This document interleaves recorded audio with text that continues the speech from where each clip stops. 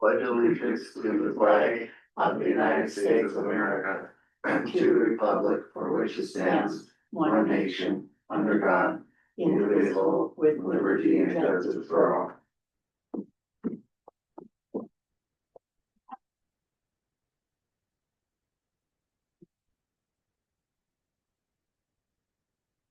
Good morning. Morning. Good morning. Today is February 9th. All three commissioners and Miranda are here and. Oh, sorry. February 10th. Really need those glasses. Where's that? Today's February 10th. All three commissioners and Miranda are in the office. County attorney will be joining us shortly. And Jack Foster is in the audience. We'll go into board minutes from February 3rd.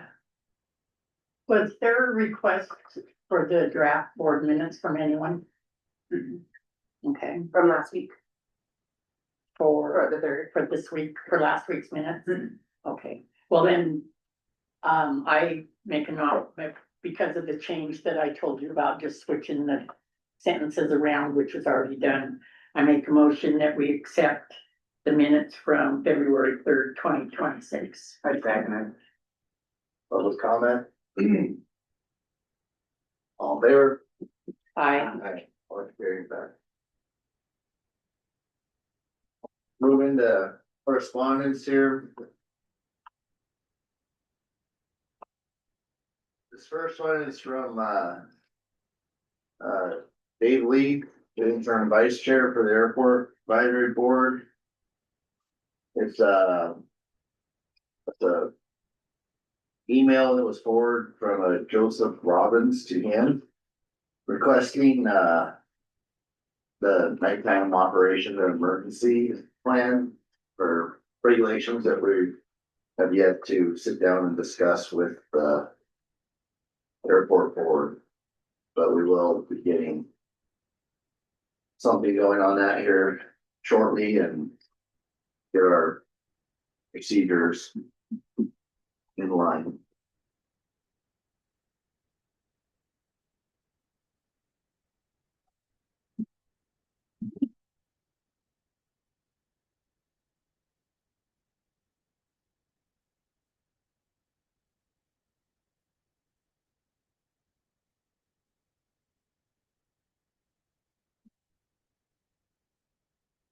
This next one is from Christy Manwaring, chairman of the Granite County Hospital District. They're gonna be having an executive session meeting closed to the public on Tuesday, February 10th. Purpose of the meeting is to discuss the CAH Solutions Group summary of their findings and recommendations.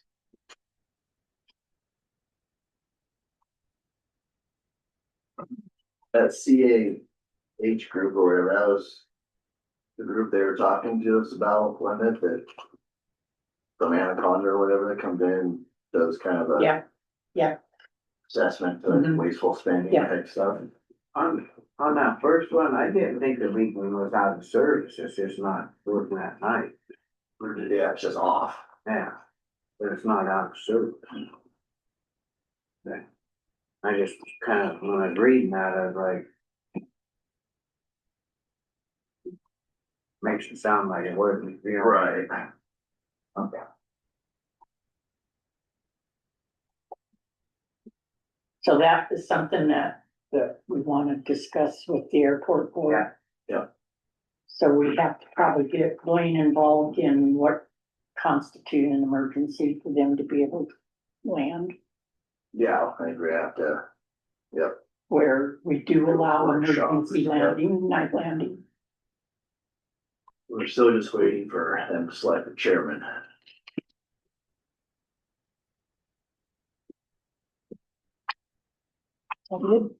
That's it for correspondence. Any public comment on correspondence?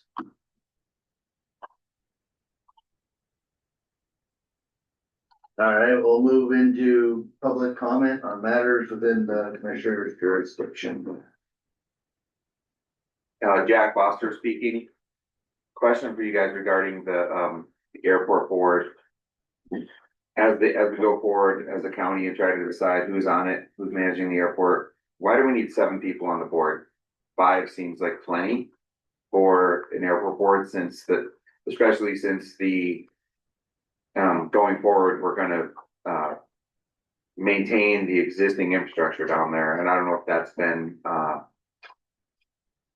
discussed, having 5 rather than 7 or 6, whatever. I was thinking there was, at one time, and why some of that was discussed is that, Jack, because there was. Up here, there was something, and then down lower, there was some on there, that was the whole deal, and then they just combined it. And I don't know if it was also because the airport board helps do some light maintenance down there, and they needed to,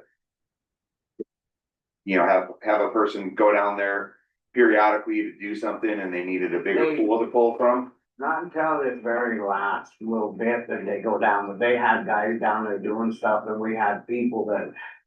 They took care of it, we have people that mow it and that, but there wasn't, yeah. But that was them down there that was doing that, and then that's why there were so many. I know, Scott, you've mentioned before that it's a volunteer position, it's hard to get people. It might be an option, have a couple from down valley, 3 up here. If everyone's from the county and no one's from outside, like permanent residents outside of the county, maybe you can lower it to 5. Yeah, I don't have a problem, I guess the thing. We'll I know we kinda let people like that on that airport, cause there was so much, they were talking about runways and stuff down there when it was quite a few years ago when I first come in and that. And that's why we had such a big, there, and then they kinda took care of that end, and these guys took care of theirs. If you get 7 people, 7 qualified people who are, maintaining the existing resource, then great, but if you don't, it's an option. Yeah, I just explained what we just, the guys were, there was kind of this guy knew this guy that knew about planes, and so they kind of, when they had Rod and Paul, Weary and all the way down there, Darcy Shin, there was a pile of them, they were really up on it, that's why So you're looking at 7 members where 3 would be from the north of the valley and 3 would be from the south of the valley, and then 1 would be breaking a tie. Yeah, you need a tiebreaker, I understand that. 5's still odd. But I think at one time, the 3 down there took care of everything down there and the 3 up here took everything. Exactly. And now I think it's just one little group, which 5 members makes sense. And that's something that we can look It's into. an option as we go forward, because I don't know if there's been any applicants for the Yeah. board, but, No, 5 members makes perfect sense to me. That's a good suggestion. No, I just explained, there was a bunch of them that were doing stuff, and they were all kind of buddy deal, and they were flying together and stuff. We just said, yeah. Okay, thanks. All right, go ahead, Justine.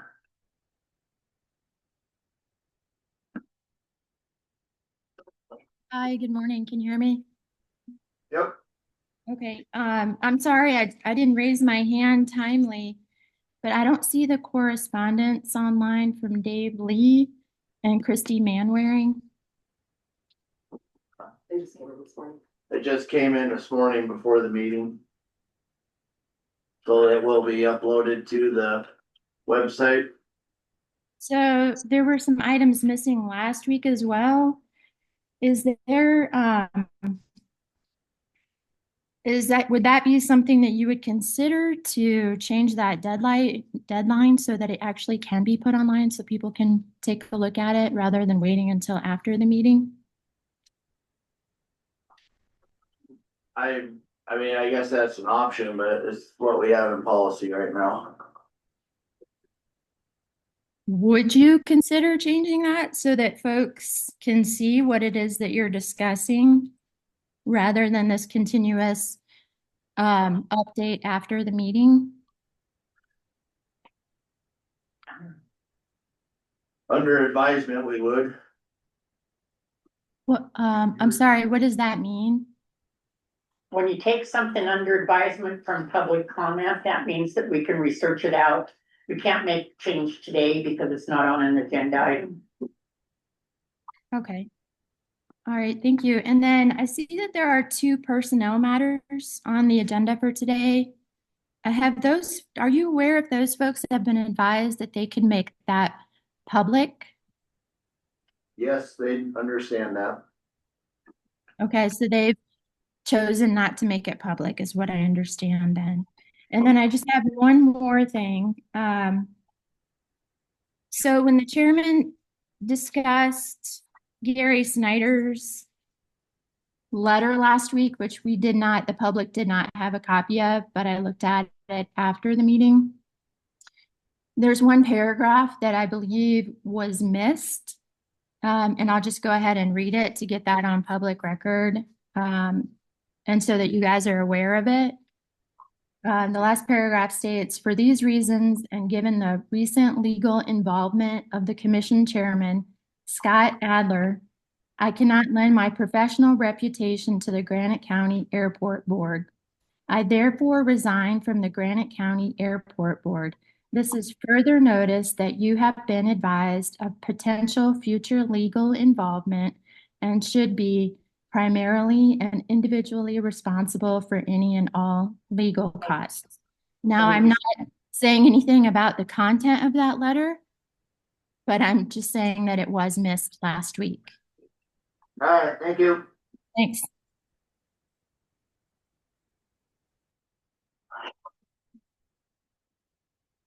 Any other public comment?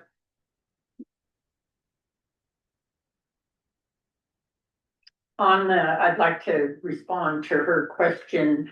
We asked that person when they come in for their personnel matter, if they want it public or private right then and there. If it's public, we turn it back on. If not, it's private.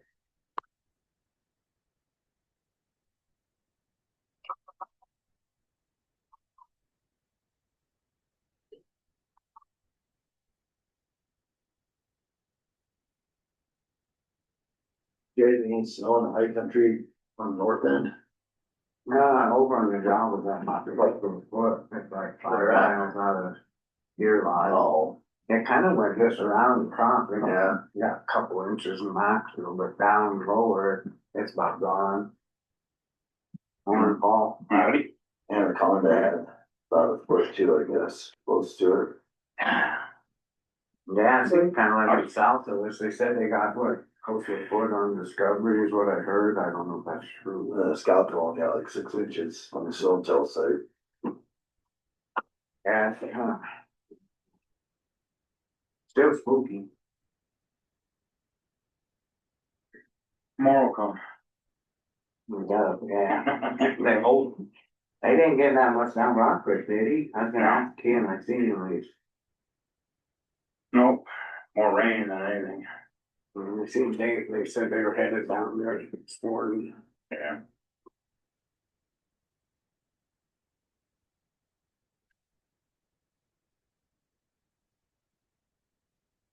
I'm thinking.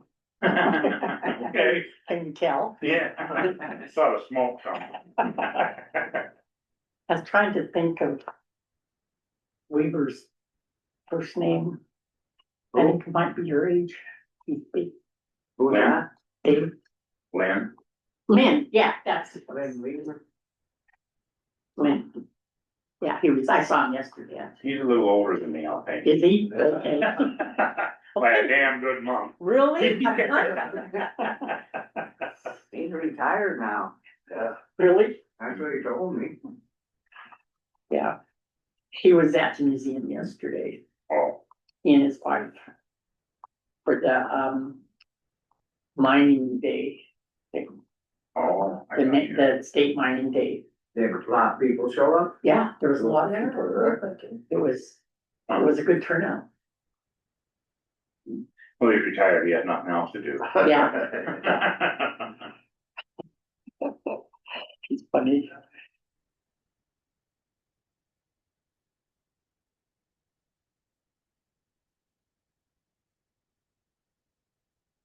What's his wife's name? Stephanie, Stephanie? are they married? Oh, Sure. Very much. Hmm? I didn't know they were married. Oh, I just thought they because he went power line for They've a been while. together didn't for he? like And then- John Johnson. Yeah, then what he did, I got well, They somewhere. get- He retired from that job. Oh, he stuck with that all the way. Yeah, he retired this spring from John. Okay. Yeah. Huh. I mean, I never. Cause I Ran can just train remember and from that, years He's and always years ago. been with her, Yeah. yeah, I think maybe they are. Yeah, that's close to 30 years then, I think, huh? Long time. Yeah, quite a while. Go ahead.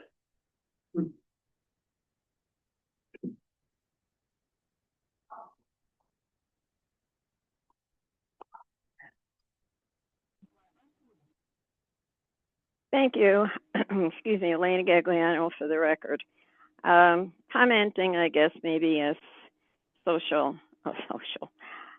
study commissioner. Questions. As far as I heard, I guess Justine asked a question, and I think about closed meetings. I didn't even realize that there were 2 closed meetings on the agenda, and I have to bring up something about the agenda. You're not supposed to prepare for a closed meeting in advance. According to the codes, you're supposed to determine at the time of the meeting if it's going to be closed or not, asking with whoever the party is.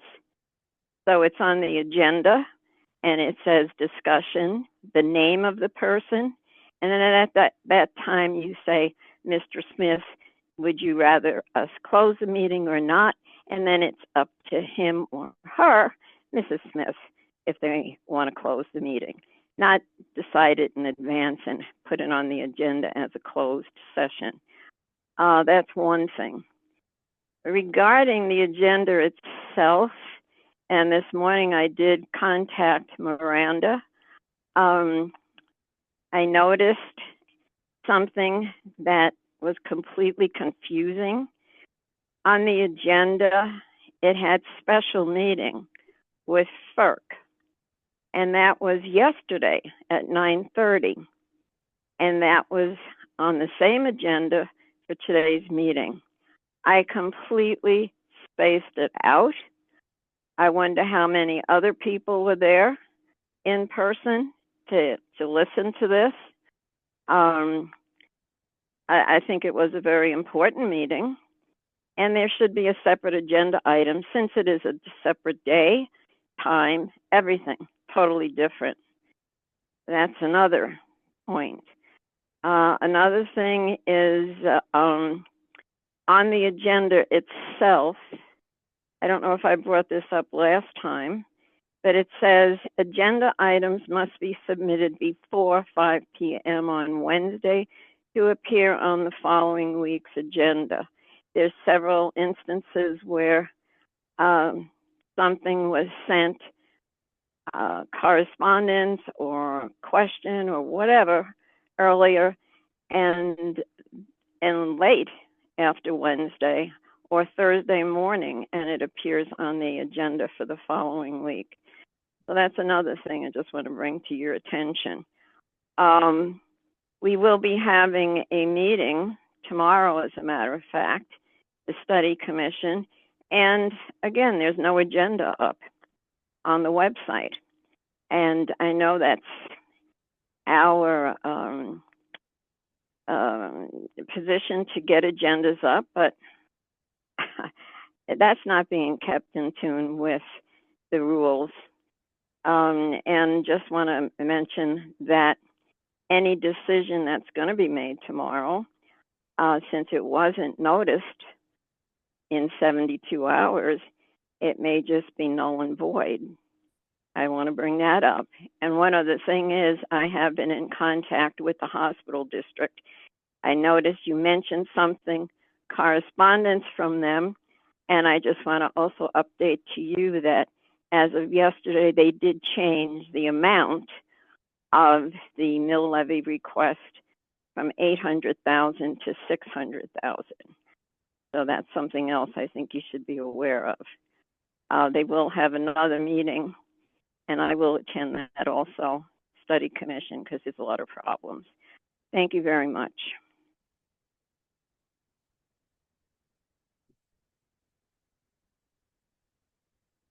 Any other public comment?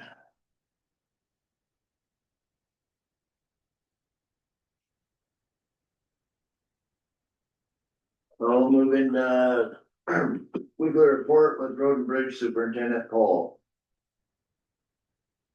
Well, we're fighting mud and ice now. Or it's not icy, it's muddy. And I'm sure you guys are getting calls about the roads being muddy and going to hell, and there's just nothing you can do about it. And we got this wet sloppy snow on top of it. Well, you know what that did? Yeah. So anyway, like I've been telling everybody, it is what it is until the weather changes. There's nothing we can do. Yeah, as soon as that we bladed everything we could blade, and then when it's gonna be in the mid-40s now for the next 10 days, so it's gonna start healing up, and then we'll be back with blading, Right. But Well, then you can pull the stuff back up. Right. We had pushed off when they tried to plow and. Yeah. the trouble with trying to pull it up now, it's all the chunks, and you can't do anything with it, so basically all you can really do, the way the weather is, the way the ground, when it's froze like that, you're just smearing it around, and it gets pounded out as soon as it's thawed. And, that's just it. Right. I mean, some of those roads, if you were gonna try to haul gravel on them, you'd have to haul foot deep. Yeah. 3-inch rock, you know what I mean? You can't. Yeah, I had a call for Upper Willow Creek there from Mr. Warren Lucci there that, like, it's just solid mud. And I'm like, it's kind of that everywhere where the sun's hitting it, It is. Well, the frost is coming out and it goes, Yeah. just back and forth. It just breaks it. There's nothing you can do. Uh-huh. And, we did what we could do. We hauled quite a bit of gravel for this time of year that we normally never do. And we got a lot of the worst spots addressed. So now they're healing. Now there's a bunch more spots that became the worst spots. But you gotta pull the rain in sometime and just let the weather do what it's gonna do. And so that's just kind of where we're at. So is it kind of early for the frost to be doing what it's It doing? is. Terrible. Yeah, this is April. Yeah, Normally it starts coming out, But it just changes, So it would be 15 degrees, and the next 2 days later it's 45 or 55. Well, that just brings it out, breaks it up, and then it freezes again, and then it's, so you've been down there, oh yeah, okay, oh yeah, cause he called me too, I'm sure. and I said, call you, and he said, you call him. Okay, Don't worry, he's got me on speed dial. But. So anyway, we're cold patching, started that back up today. And. They've got our mix sitting down there in Thompson Falls. Okay. So. We might get it this week, if not, we'll get it next week. How much of the cold patch to the old stuff do we have left? Oh, we've probably got maybe 6 trailer loads, which is quite a bit, Yeah. But. And they're doing a good job, like you said, they're headed back there this morning, because these holes just keep coming out. Well, a lot of that's the frost and stuff. Yeah, that's what he I said. think we're staying ahead of them, or not by any means staying ahead of them, but we're Keeping up. keep going, yeah. Well, you just start at one end of that Rock Creek Road and then just start again at the end. On the lower end. Yeah, as soon as you get, it just keeps breaking to hell, But. We got the other grader all done there last week, so it's. We're moving it back around to Lower Rock Creek today. I guess the roads down in Drummond holding up pretty good, or, they're just as bad as that. Just as bad. Just wonder since it's warmer down there, maybe it's not quite as bad as frost. but- Anywhere there's any shade, they're staying half, partially grows up, as soon as that sun hits and they turn to pot. you're able to start blading these roads out before, Yeah, we got some blading done, but we got, you did like Proctor Road, that first couple miles or whatever. yeah, got that, I mean, did some on level 4. But like I say, you're not really doing it by any means a good blading, you're just doing what you can They're do. just touching it up, yeah. Yeah, we got Anderson Creek. Okay, how can do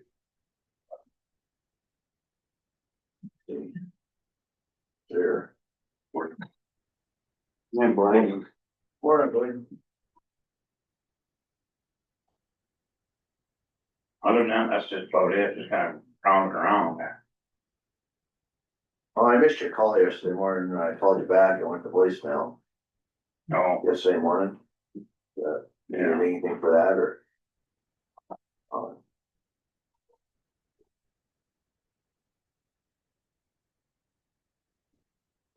Any public comment for road and bridge superintendent? Justine Richmond, is maybe that 11:25 agenda item about that roller that Kiwanis has? It is? Yeah. Okay. Thank you.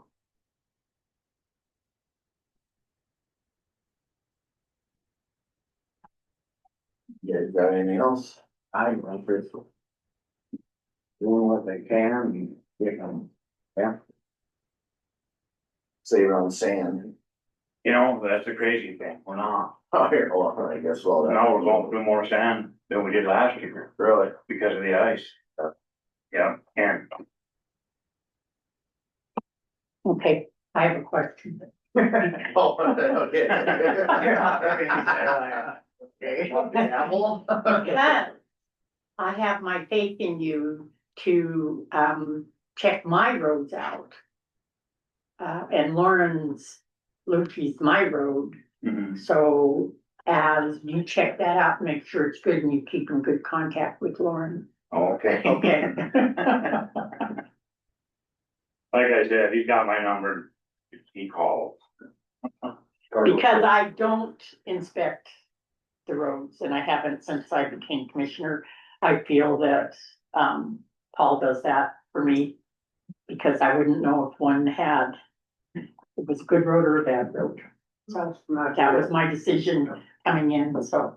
This year, especially this season, there's more bad roads than there's good roads all over the county. Just can't. It's weird weather. Crazy, man. But yeah, Rich shaded you and they get that mirror ice on there, Yeah, you just damn near can't get it off or it's going through tons of sand. yeah. Then you go around the corner. They're in shorts. Right. It's weird when you're getting that 45 hours pulling the moisture right up through the pavement, I don't know where to get that. Wow. That was like, when it kind of got cold, kind of froze up there, boy, it's really getting dusty and dry, like, we need some more moisture, and then it warmed up, and then all that water just started, I was like, oh, there's still a lot of moisture in the ground. But, Yeah, we don't have enough coming, doesn't look like till next Thursday. yeah. Well, 10 days. mid-40s today, or this week, right? Mid-40s for the next 10 days, rain about next Thursday. Yeah. But of course, it changes every day. Alright. It was 74 in Great Falls. What is it? Yeah. Wind blowing about 100 miles an hour. That's what pulls moisture out of the ground. Yeah. That one nice, and they haven't had too much wind here this year so far. I'm also still waiting for my map from Matt, Yeah. so that you can take me on my road tour. Well, I can tell you don't want to go on a few of them this time of year. And now,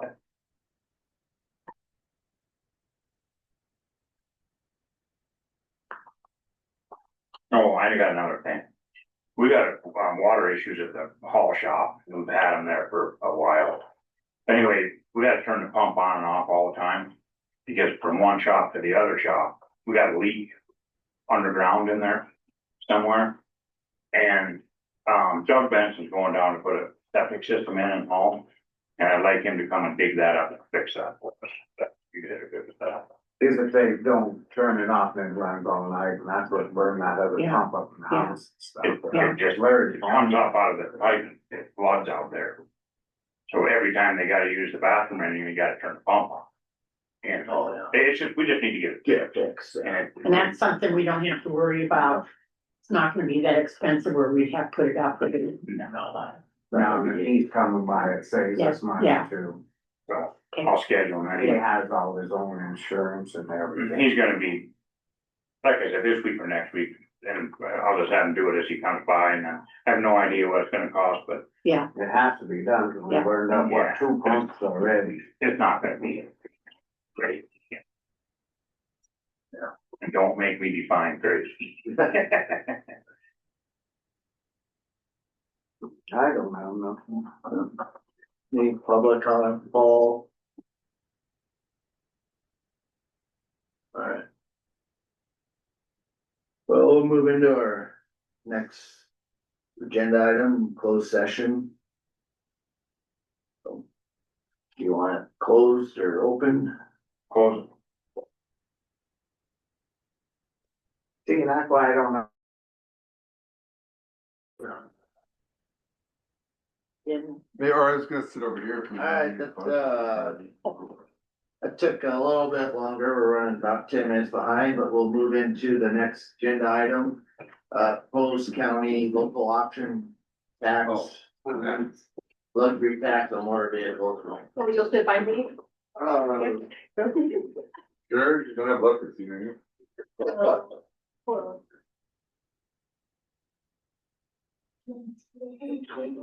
Man, there's a lot of trouble. I know. No, we're just a lot of fun.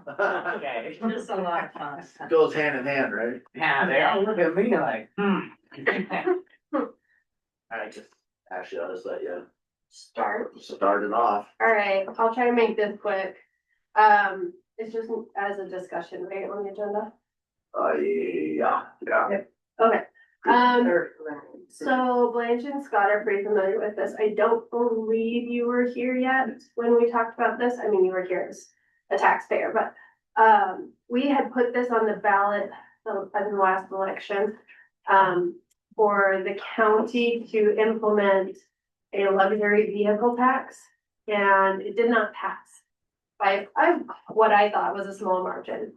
And what I heard from folks was that they did not understand what it was. So we're gonna try again. And my hopes is that we can just get it out there a little bit more than we were able to this last time. And maybe changing a little bit in our fact sheet to maybe simplify it a little bit and show exactly where those dollars are going to go. And also maybe looking at aligning it with the statute that's already there for a luxury vehicle tax, the state gets. Currently, the state gets $875. At the time of the title registration for a vehicle, the MSRP is at $150,000. So maybe instead of what we previously had on the ballot language of 90, looking at that 150. Because you were seeing the increase in vehicle costs already. So we're gonna see that hit a lot more locals than we would before. At 90,000, we would see that hit more, so then 150,000. I'm waiting on some clarification from the DOJ on some information that they sent me. Because I kind of have a hard time believing that we have this many vehicles registered in Granite County that are $100,000 or more, but based off of the information I received, we're looking at 4,300 vehicles that are $100,000 or more registered in Granite County. We have a population of 3,600 people. So that is pretty staggering. So is this for like, RVs too, or is it just vehicles? So motorhomes are on a different depreciation schedule, so Blaine and I are discussing that a little bit more because Phillips County, who implemented this same type of resolution, saw a lot of pushback from the Department of Justice on that particular section of their resolution because of the fact that they are in a different depreciation schedule and they were hitting essentially most motorhomes. So I gotta look into that a little bit more. I think we have it in our rough draft currently. But I think it needs I'm waiting for a little information from DOJ on that as well, so. What percentage, were you same percentage as last time? The tax increase Was it 5% last time? is point. 3%, wasn't it? Oh, I'm sorry, I'm sorry. Yeah, 3%. It was, half of a percent. Yeah. Half. Oh, it was only There's half the, percent. there's the marijuana tax. Is what you- Yeah, marijuana. Yeah, But, or two, but yeah, So- 0.5 was on the ballot. Yeah. you can go up to 0.7, but there are not very many counties that do that. I think, I'd have to double check, but I think there's only like one or two. There are a few counties that are even talking about dropping theirs down a little bit, but they are county wide. So everyone that comes in to do their title registration, they get that fee, added back to it. On their registrations and their title. The way it gets broken out, and I'll give you more information on this as well. I'm having Nancy Iverson from Mako take a look at my breakout to make sure that it does jive with the MCA.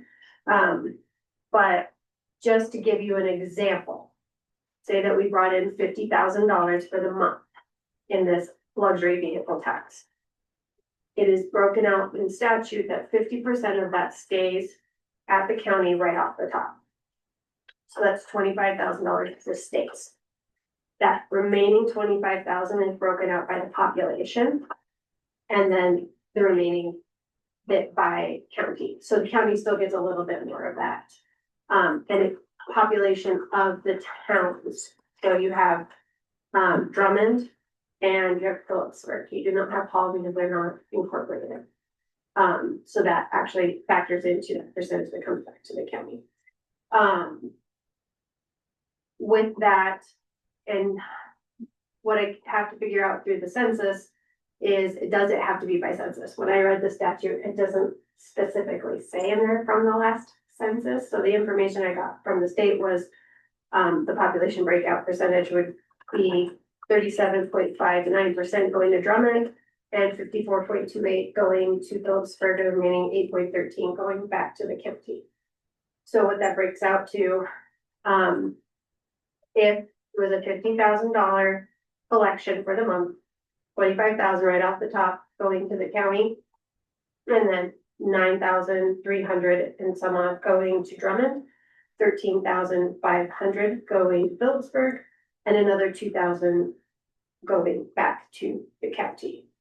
And that's just an example of how this would work. Again, I have to verify whether that's based off of the last formal census or if it can be off of whatever the state provides as population. So I'll have to look into that. But I would assume it would be census. So, I mean, that's a hunk of change for our towns as I look at it. Yes, it benefits the county and it would in the end benefit our taxpayers because that's money that's coming in, that's revenue that we don't currently have. And that's why, you know, out of 56 counties, there's only 4 of us right now, I think, that do not have county option tax or local option tax. One of them is Anaconda Village, but they have money coming in from mineral rights and mining, and I mean, they have other revenue sources where we are very limited on our revenue sources that we can do. We don't have coal, we can't do coal, and a lot of these counties that don't have it have those options. So, again, Nancy Iverson's gonna look this over with me and just talk to me about the fund distribution too and what the individual towns can use these for. Her and I have a call scheduled for 1 o'clock today. Okay. And yeah, so I would like to put this back on the ballot. I would like to have the resolution, Blaine discussed that maybe we would get it on for next Tuesday for first reading if we can get it Yeah. buttoned up. Because I think we have to have it for 2 readings. Yeah, this is Blaine, 2 readings, but then the motorhome issue. Yeah. Yeah, good resolution. Put on the agenda for next week for good discussion, session or decision. Not like you, I said, you know, a lot of people didn't understand it. That was what I've heard from most people, I don't know if you guys heard other things. If you did, please share them with me, because, I mean, I'd like to make it as readable as possible for when you're overwhelmed and you're sitting there and you're voting and you're looking at this resolution and you're saying, I understand what this is.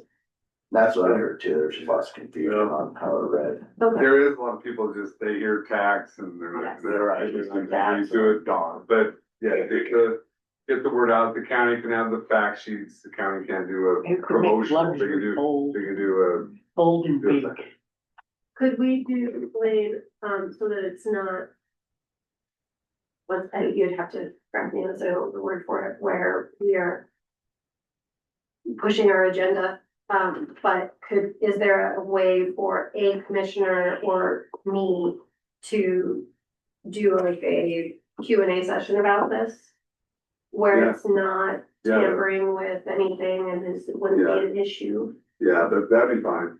It's just using county funds to promote a ballot issue is not allowable. Okay, But you know, getting out the facts is, and what if an individual commissioner is for the tax and wanna Volunteer go. with you. Yeah, what's That'd be the, I think I understand it well enough where I can, yeah, if you're, because I had to explain it to a few people. Yeah. When it was on the ballots last time and they didn't understand until I explained it and then they understood, so. if you are doing that as a individual, As you a- can exercise your free speech, I would just say, I'm not acting for the county, I'm Okay. just acting on my own. Yeah, personal- well, then I'm already doing it.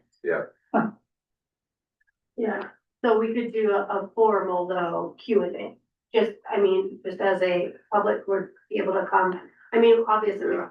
they are more than welcome to do it during the reading. But if it maybe feels more accessible to people for us to do it at like a 5:30 at the libraries, one here and one in Drummond.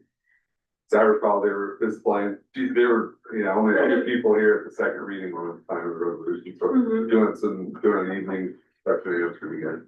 All right, we'll discuss more on that next week. But we're good for second, or first reading. Yeah. Okay. Right. Thank So you. then this would be on the ballot, be on the primary ballot, correct? Mm-hmm. For you. Yes, I have to look at what Sarah's. Yeah. As long as, the resolution is done by the March 9th, you can get it on. Okay. Cool. Yeah. Question. Go ahead. Justine Richmond, about commercial vehicles, is there an exception or a distinction between a privately used vehicle versus a commercial vehicle? Because I feel like at some point with a certain dollar amount, you would be capturing commercial vehicles, like a semi truck or something like that. Is there an exception for those types of vehicles?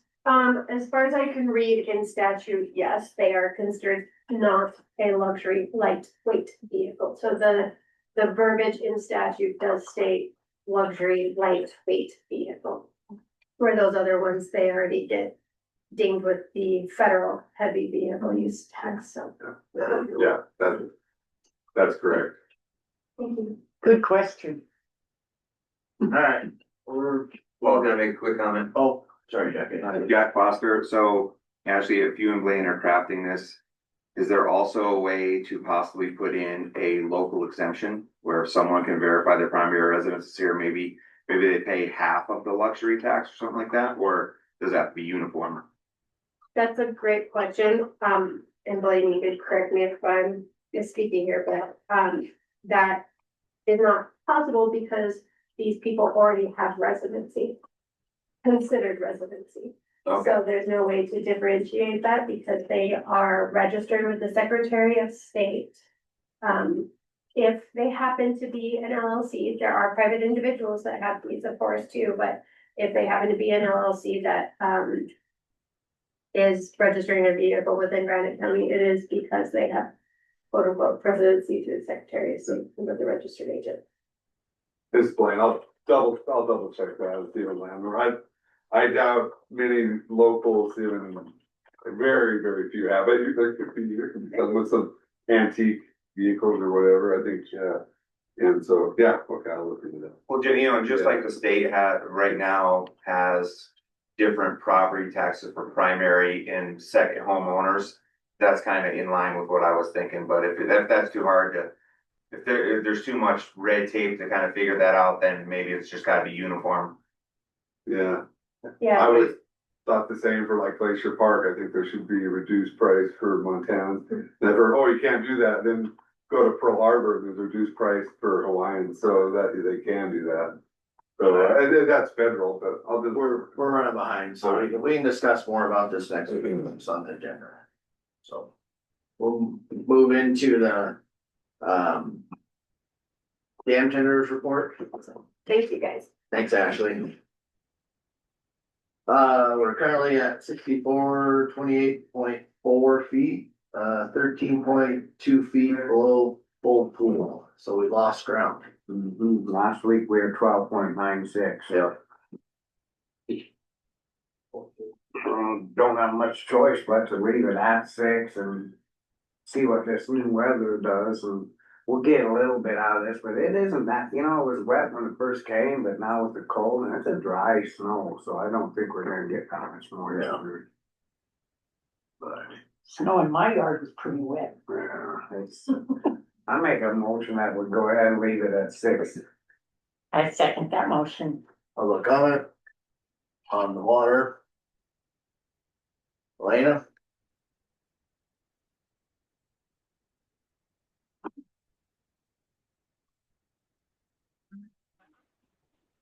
Thank you.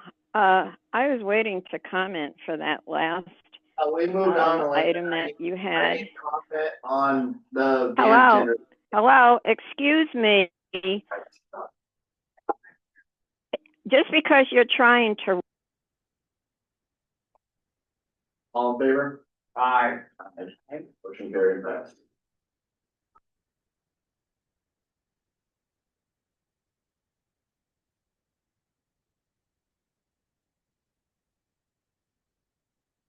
All right. Moving on to Mako Healthcare Trust Insurance. Sorry, we were behind. Yeah.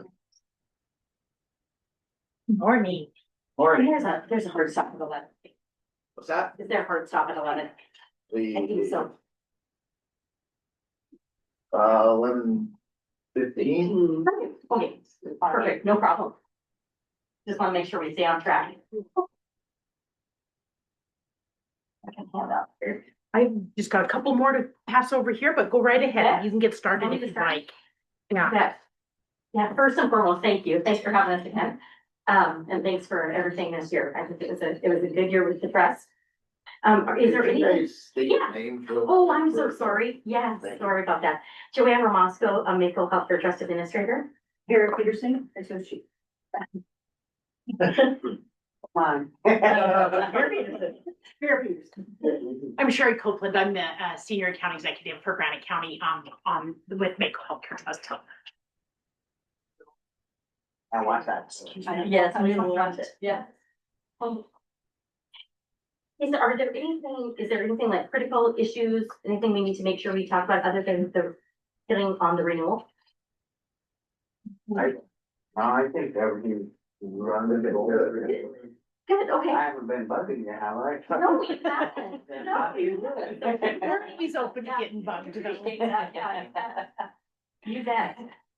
Well, I mean, the way the agenda reads is that, the agenda's on the left side of the folder there, is that we were gonna go over the plan performance report, but just in light of time, we know that, forefront of your mind is what's the rate increase?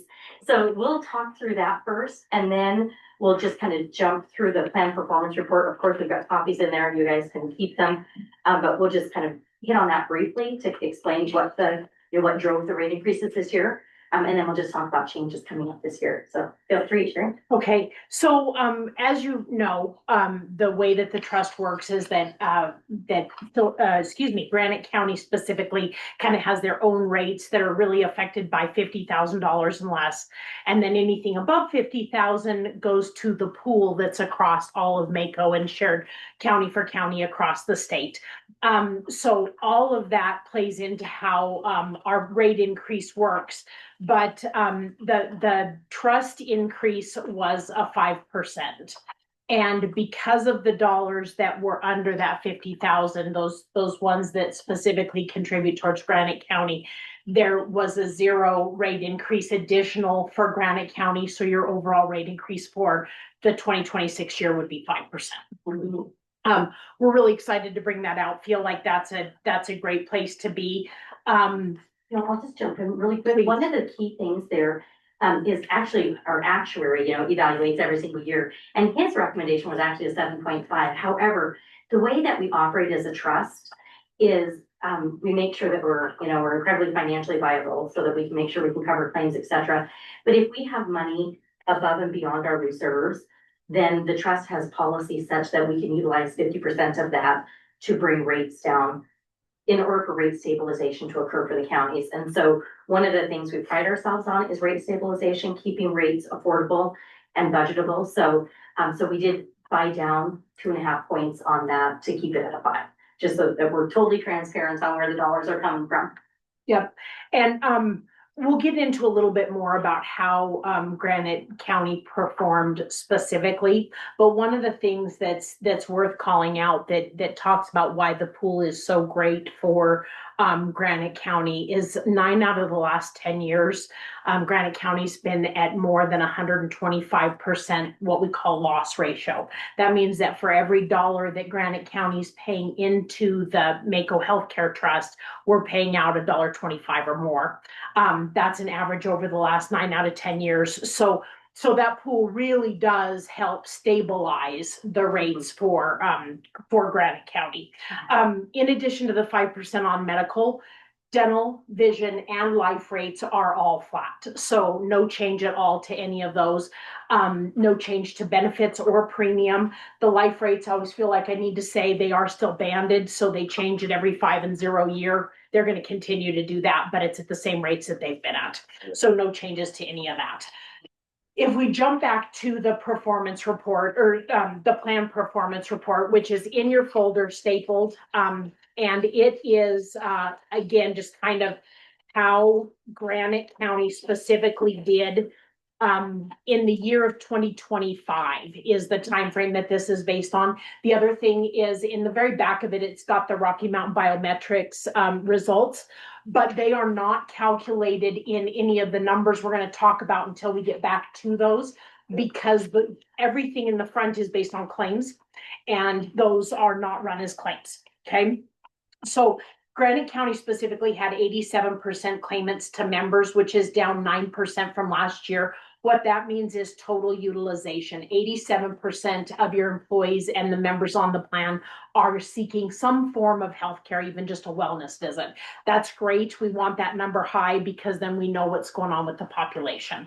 And then the Mako benchmark's 90. So last year you were a little above it. This year you're a little below it. We figure if they hit every year or two, we're doing good. We're happy with that. Medical claims per member per month were 9% lower than benchmark. That's a 76% improvement over last year. So last year was probably a little bit of a rough year for you, but as far as spend, it is down this year. And the pharmacy claims are 136% higher than benchmark. So pharmacy's up a little bit. Again, we'll dig into the specifics of that as we get a little closer into deeper into the report. And employees paid a total of 19% of the claims. That's up 6% from last year, but that means that the trust is paying 81%. So a good portion of those overall dollars that are being spent for medical care are being spent by the trust itself. On a commercial sector, that's usually about a 25% number. In the government sector, we do see that typically being lower, and you're right within the ballpark of where we would anticipate you to be. So and a lot of what drives that is plan design. People pick a lot of high deductible health plans. They're picking up more of the cost than we are up front. But so sometimes your plan design or your plan selection can impact that. But right now you're right on par with what we expect. As we look at the demographic distribution, the average age of your employees is 49. That's up from 46, got a little bit older. Of course, as people age, they tend to be more expensive. So that's a number that we like to watch. But the average age on the plan is I run through this stuff so I know. fast and I'm sometimes I confident I'm forget. super healthy and right? The average age on the plan is 45, which is the same as last year. Across Mako, it's a 39. So this is just the numbers that we're seeing. Coverage by relationship class. This tells you that 42 people of the 56 on the plan are employees. The one feedback that we've heard a little bit from the employees is that they wish it was more affordable for their families to be on the plan. Mhm. There are some thoughts that we can talk about on that. I don't know if you guys have been talked to about family friendly rates in the past. But it's a way of kind of balancing out the total dollars that we take in. We can artificially inflate the cost of the employees to bring down the cost of the families, still collect the same kind of dollars, but it gives those families a little bit easier opportunity to get on if you're still basing your overall premium on the cost of the employee. Make sense? So those are some numbers that we can Exactly. run. And they don't take, I can run you a couple of different scenarios and shoot them over to you to see if you're interested, but a year like this year where it's a 5% rate increase versus a 10% rate increase, it gives you a little more flexibility, especially in your mill, to be able to maybe have that go up a little bit slightly, to balance it all out. So if you're interested, I'm happy to run you a couple of different scenarios that you can look at that would bring those family premiums down. Again, it would increase that employee only rate from a mill levy perspective, but at the same time, this is a good year to do that with only 9% rate increase. So, Yeah, I think, right. Get a Okay. proposal. sure, yeah, we'd be happy to. We'll send that over. absolutely bring that in. No problem. And you can see that of the population, only 10% are spouses, 14% are dependents, and then the 75% are employees. So that's just proof that people aren't really bringing their families onto the plan, which also fits into the next graph down. This is overall costs for both medical and prescription. And you can see that the majority of the costs are paid in the employee space.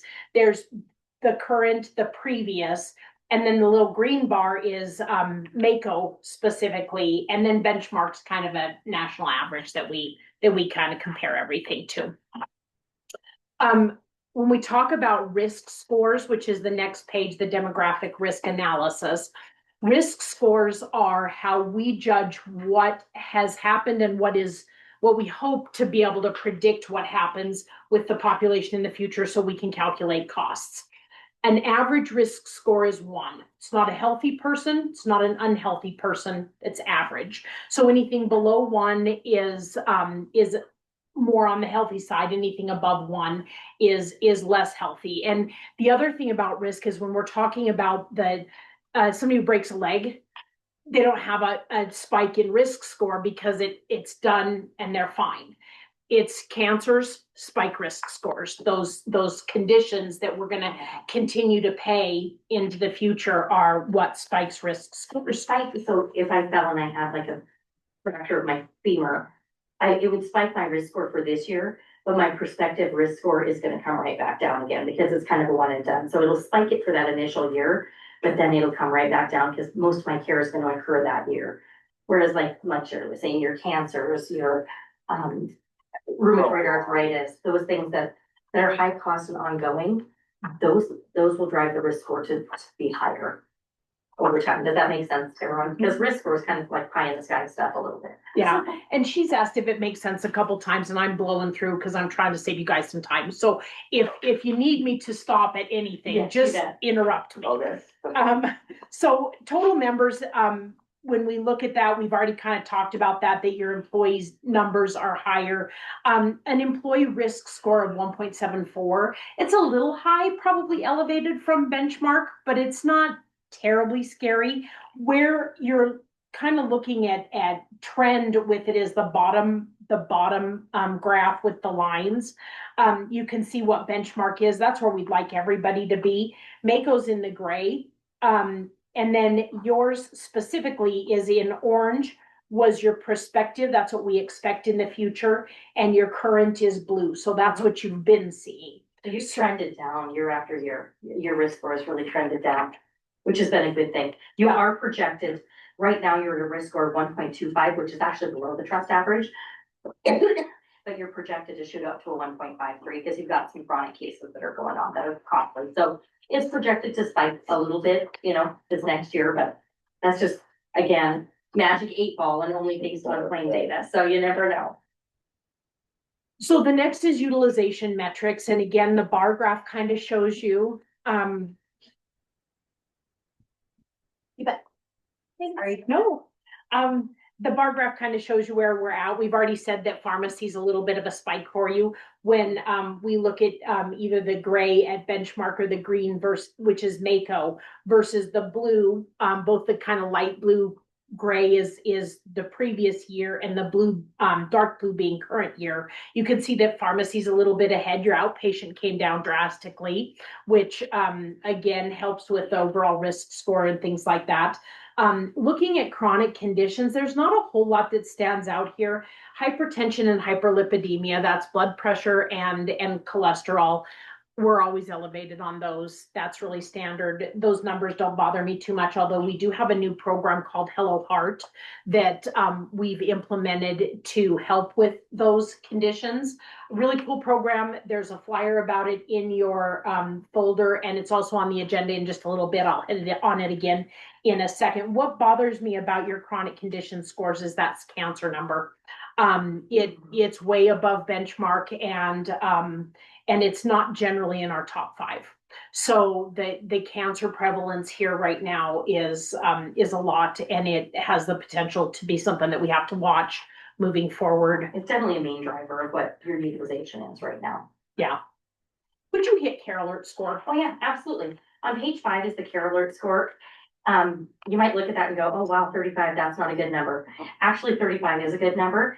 So the blue in the middle chart there, that is your current Care Alert score, and the orange is your comparison period, so 2024 as compared to 2025.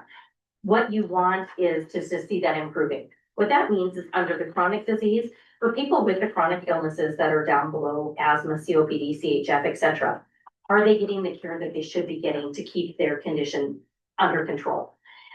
So I always pick on diabetics just because my dad was one. So are they going in for their hemoglobin A1Cs? Are they getting their retinal eye exam? Are they doing their foot care?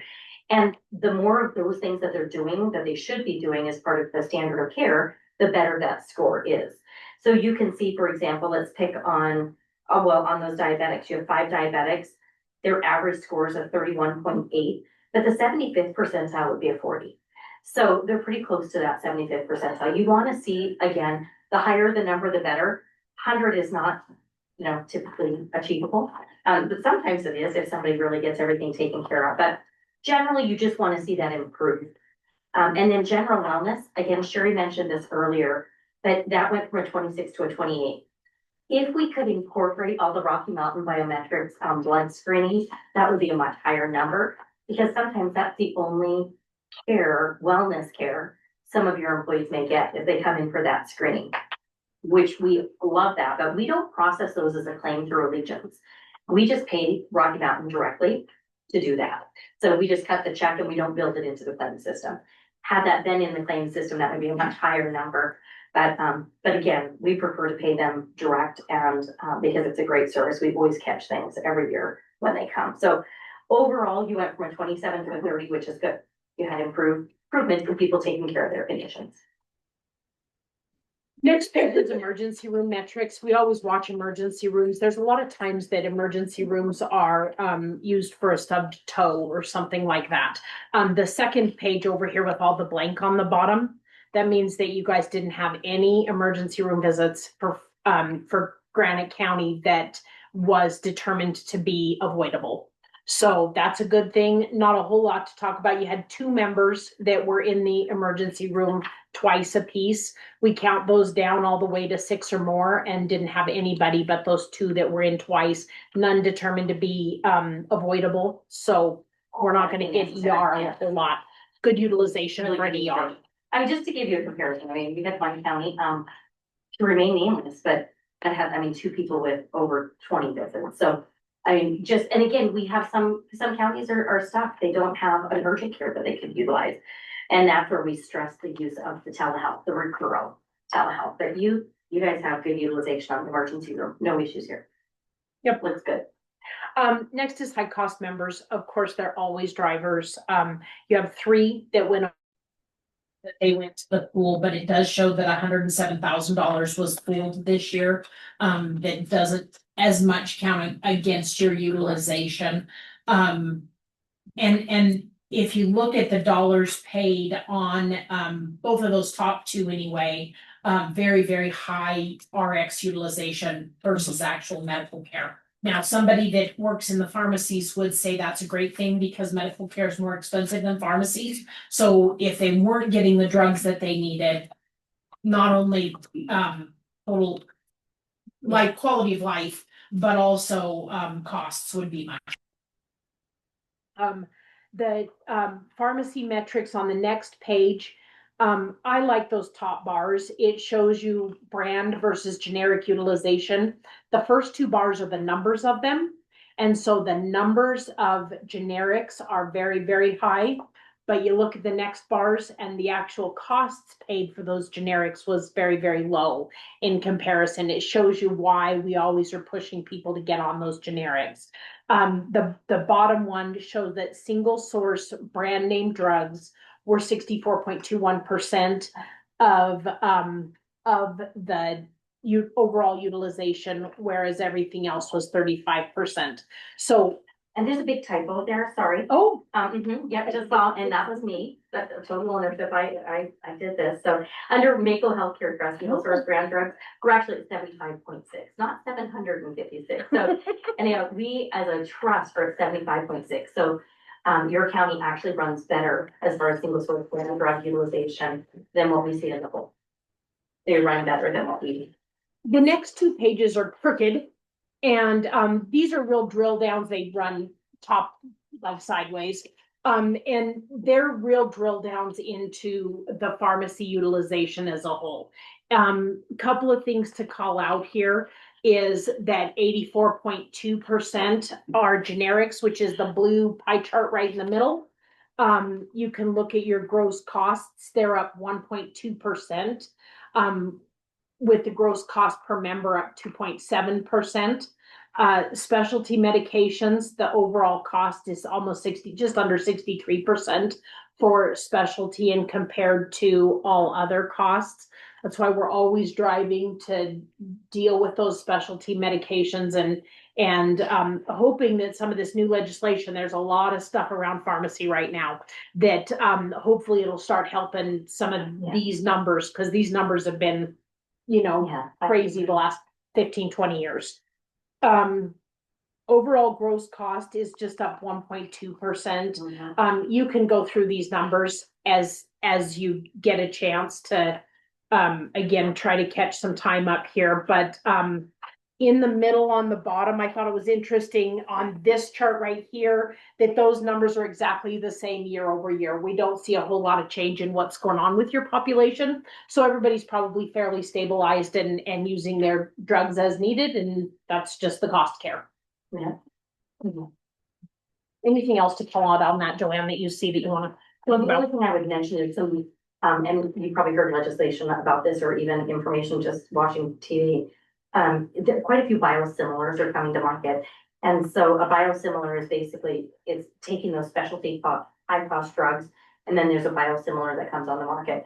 We watch those, we keep an eye on those, we make sure that supply and demand are there, or supply is there based on our demand. And then once we know supply is there, then we typically will take that high cost drug and take it off the formulary and put the biosimilar on the formulary. We did do that with Humira last year, and several counties saw significant improvement in that, but you don't have anybody with those conditions, so it's a blessing. But so you might in the future see more biosimilars hitting your utilization, and it would only help there. But I think that's the only thing I mentioned is you don't have any biosimilar use today, so it was a non-issue for you, which is a good thing. The next few pages are the actual Rocky Mountain biometrics, the blood draws that happened, talks about percentages up there, as far as it looks like mostly about 2/3 of the draws were female rather than male. Kind of is what it is. We did 2 draws this year for the first time. In the spring, we did 19, in the fall, we did 19. There were 14 of those that were repeat. So we grabbed 5 more people on that fall draw than we had done previous to that. We hope that as we get a little more into doing more than one a year, that we get better participation on the second one. And we do, like Joanne said, always find more people. So it's good to get out there and offer it. And really just, and the other reason for offering, sometimes, you know, when we come out here, people are gone, they might be at a conference, they might be whatever on vacation. So if we come out a second time, one gives them that second chance to get it done. But also we have people that have chronic conditions that want to monitor it. So we have seen good utilization of the second draw, so we'll continue to do that next year. On the next one's of hemoglobin A1C, that is a diabetes marker, as most people know. And I guess what I see here is that male population got significantly better in the second one. So either somebody got it under control or Female. yeah, Both decreased by almost 50%. yeah, the female did too. And so good information there on the hemoglobin. Hopefully, like I said, that diabetics are being able to control that. Lipid panels did kind of the opposite on us, went the other direction. Again, we'll talk about Hello Heart in a minute. Comprehensive medical metabolic panels, we don't see anything out of line there. Liver looks good and CBCs look good. Thyroid, really good, except for looks like 1 or 2 males in the second draw did have a high thyroid, but that's easy to control, and so hopefully they got in and got that taken care of. The vitamin D is it doesn't quite ring true here, yeah, but it's been kind of fun to watch the vitamin Ds this year with the double, because you see in the spring the vitamin Ds are very low. They need more vitamin D, and in the fall they kind of have jumped up. So it's kind of fun to see that the summer really does help us, really does help to get out in the sun and feel a little bit good. PSA, a little bit out of range on both of them. That's the kind of thing that somebody should be looking at. With the spring participation, the medical director did reach out to a few different participants to say, hey, you've got something that you need to pay attention In the to. fall, yeah. Or it was that in the fall, Yeah. I'm sorry. Spring PSA. Prostate. Oh, Yeah, yeah. So we don't have to worry if they include plans for that one. But we can blame that on. But yeah, so Rocky Mountain. that's why I didn't. I know. Thank goodness, right? So we're missing out on it. But Rocky Mountain Biometrics, just so you're aware, they do have a medical director that you know drives everything. And if we see results, or if results come in, not us, because we never see the results, but if they get results that are a little bit alarming, they have their medical director reach out to your employees to say, boy, I think it would be worth following up with your provider for A, B, and C. And really encourage them to go to their provider. So we definitely have involvement. And then again, they always find new conditions where people didn't know that they had high cholesterol, and they're like, oh, I now have high cholesterol, great. And so we always find new conditions, which is one of the main reasons we do this, because our philosophy is this: if we can catch it early, it ends up being less costly in the long run. All right, the last page is Recuro. You guys don't have any utilization of Recuro right now, but what it is telehealth. There's a phone number on it on the back of every single ID card. It's $40 a visit, takes about 10 minutes to get in and see your doctor. They can prescribe all kinds of things. We see ear infections, sore throats, dermatological things. They'll do video calls, and if you've got some dermatology going on, I think about when my kids were wrestlers. So all kinds of things. And for $40 a visit and a 10-minute phone call, you can get care taken care of. We've been using an example of when we were traveling over in Lake County, figured out had a UTI coming on, jumped on the Recuro call. 10 minutes later, they'd called in a local pharmacy, the prescription, and on our way to the next place. So Really nice. hugely handy care, and again, less expensive than anything else. We're talking to a lot of people about it, because calling your doctor and saying, yeah, we'll get you in 6 weeks, which is what I was just told by my PCP, is, and there, it's not to take place of a PCP, No. but there are things that you need taken care of now instead of in 6 weeks. So it's really handy program. All right, so that's the plan performance reports. Any questions at all, I'm gonna jump out of it. Okay? When we take the next pile of papers that's on the, that's in the folder, this is the letter. It talks about, the rate increase that we're doing. It's got your year over year, cost increases. Over the last 11 years, Granite County has had a 6.5 rate increase. Like we talked about, the loss ratio was much higher than that. So that's been helped by being part of the trust. And then the Mako Trust itself took a 5.7 average, and we're seeing national trend of a 9. I still think that's conservative. That's what our actuary says, but from being in the commercial markets, I think a 9's conservative. If we could go out with anything under a 20 when I was in commercial markets, we were happy about it. So really see those huge jumps out in the markets that you don't get when you're in this trust. And then, so the next page, I'm gonna just go to the old rate sheet, okay, to give you an idea. I think it's on the back of your hand there, Blanche. I'm looking at it. Right behind, flip it this way. There you go. The second one. There it is. Yes, you got it. That just shows old rates or current rates, not old, current rates, so that you can see from what it is now, what is being affected in the future. The next one to talk about is what the proposed rates are with the 5% increase. That's the one with the arrow on it. It does have some alternate plans there. Granite County, with the size of Granite County, you can have up to 4 plans. So if you want to swap out plans or make any changes to those, you're more than welcome to. And I think what we'll do is we'll get you some new rates here sometime this week, if that's all right, with some family friendly options to let you at least look at it, see if it's interesting or not. So we will be in touch with that. The next page is the contribution and eligibility form. And that just goes over everything that the specifics for Granite County. You guys still want to do the 87 hours per month as your standard for eligibility?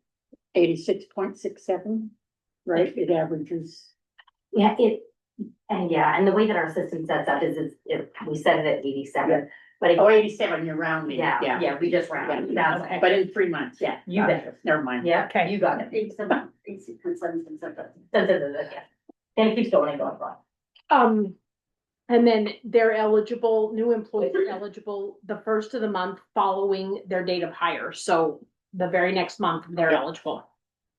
Do we want to talk about elected officials on They've that? already got. They already are. Okay, thank you. Yeah, elected officials are upon taking office. And again, the reason for that is, and you would make that change a while back, it's just if you have somebody that's currently an employee and then they take office, they would have a month without coverage if you had to leave. So anyhow, so it protects that situation. So electeds are upon taking office. And do you pay monthly or semi-monthly? What's that? Do you pay monthly or semi-monthly? Monthly. Okay, and then do you do prorating for part-time employees? If somebody works 20 hours a week, are they, I guess they wouldn't be, it'd be barely eligible. Do you prorate? Okay, No prorating. Okay. So Meaning say they that wouldn't get again. the- So Prorate. say for example, somebody is working not 30 hours. Yeah, they're working 30 hours a week. Do you prorate their county contribution? Do you reduce it because they're only working 30 hours instead of full 40? So if they have at least 20, then they get health insurance. Is that what you're And asking? yes, well, that's for sure, based on what you have talked with us about, but then do you prorate it? Do they only get 50% of the contribution or do they get the full They get the contribution? full contribution. Okay. if they're an Excellent. employee, they get full contribution. Okay. And the reason we ask these questions is when we're working with employees during open enrollment, it's good for us to know that, hey, this is your contribution, but if it is prorated, to direct them to your HR to be like, okay, this is based on full-time Yeah. numbers, and so please double check with them. So we don't have any prorated yet. Is that what you're Okay. saying? Perfect. I prorated it every pay period. You did, yeah, I know, the counties that do it, it's a lift. It is definitely a lift, but at the same time, good for us to know, so we don't have to worry about that when we're here. Okay. And you currently base your contribution on that best plan, the RM 1500 and dental for the employees. Yeah, and so again, we need to run some different rates, and we'll talk about that more as we get into that. That is eligible for all tiers, so it will pay for families if they choose a lower plan, that they can opt for that. It's good on medical, dental, and vision. I assume you want to keep all that the same. And then the county we as Mako pay for 25,000 in life insurance. It's got the AD&D, so it doubles in the event of an accident, AD&D, accidental death and dismemberment. And then the county also pays for 10,000 for employees and 10,000 for dependents. That also has AD&D on it, so doubles in the event of an accident. And so no change to those rates this year, like we have already discussed. You are willing to put money in an HSA account if there's money left over, and those HSA accounts are with Allegiance. We're keeping that the same this year, going all right. And then you don't have an HRA account, do you? Health reimbursement account? Most counties don't, and so we're just asking if they do. I mean, Oh, you mean besides Yes. Mako? No. Yes. Okay. And Okay, yeah. what about Flex? Do you do Flex? No. Okay. Okay. Perfect. And you also don't offer cash in lieu if No. somebody doesn't take it. Right. Okay, perfect. Okay, I'm gonna put a can on the thing then. You get that one? Hold on. Yeah. The last thing, I've been teasing a couple of different times about it, but the last page in here is our Hello Heart program. Really cool program. Most employees, unless they missed it in the mail, have received solicitations about this. What it is a heart healthy program. They send you a blood pressure cuff. It's totally free to employees. It's an app-based program, so you can take your blood pressure. It sends you cute little reminders and about taking your blood pressure, and also daily things that you can do to help heart health overall. So kind of a cool program. Like I said, absolutely no cost to members. It was co-branded when it came out. It had our little Mako symbol on it too. So a lot of people haven't had too many questions, but some people did think that doesn't sound right. It must be garbage. It is legit. We are doing it. And we'll be talking more about it when we're here for open enrollment meetings when we come down. All right. Let's see what's next on the agenda. I think, That Allegiance site of care, you don't have anybody in your county right now that let me restate that. You could with some of the chemotherapies, but site of care is for infusions. So we just rolled this program out a month ago, or I think it was just a month ago.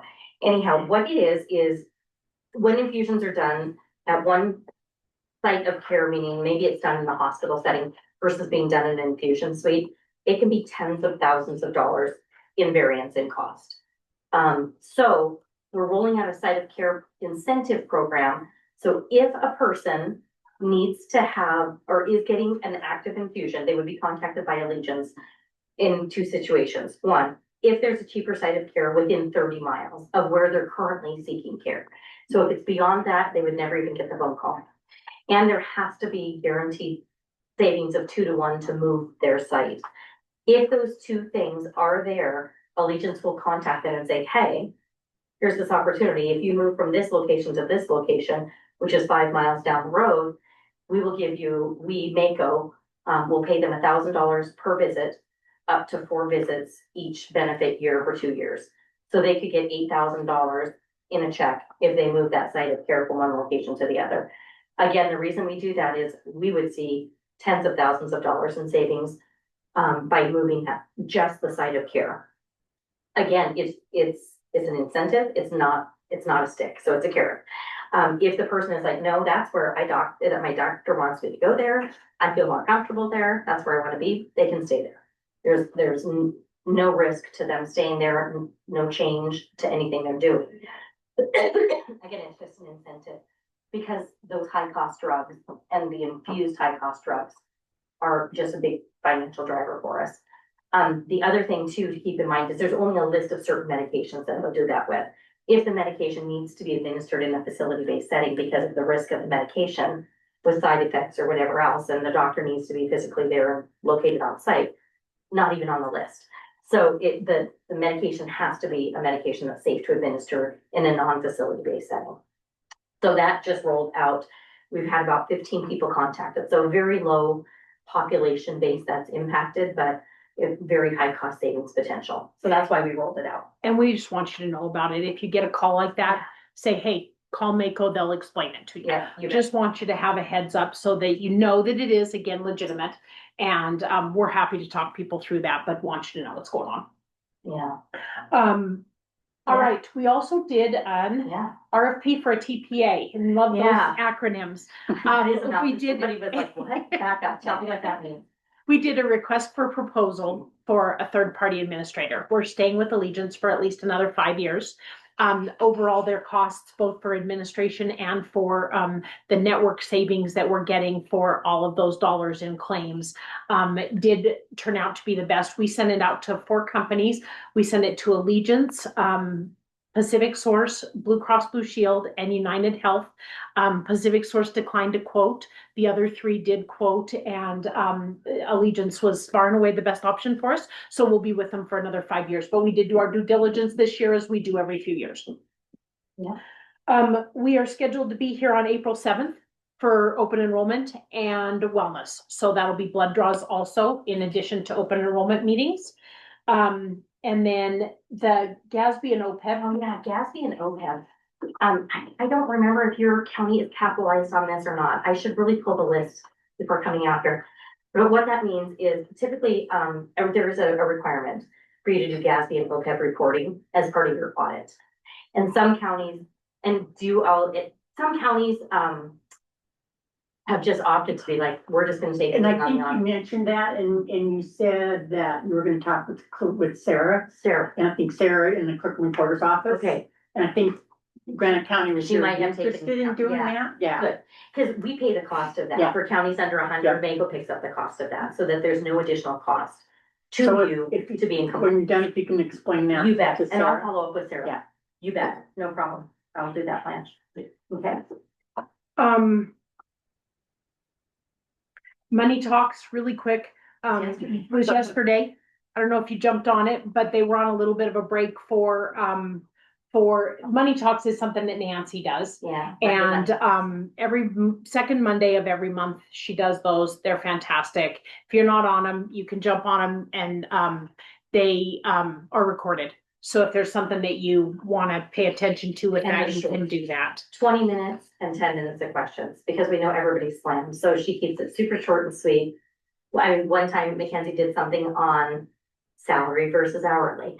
And so it's just a different subject matter. If there's a subject matter you want us to talk about, shoot that over to us or Nancy, and we'll build it in. If I can have one more minute over, I'm gonna hit a few things fast. Oh, you got another 15 minutes. Oh, do I? I've been trying to get done by 11. You're like, man, Yeah. popping. Okay.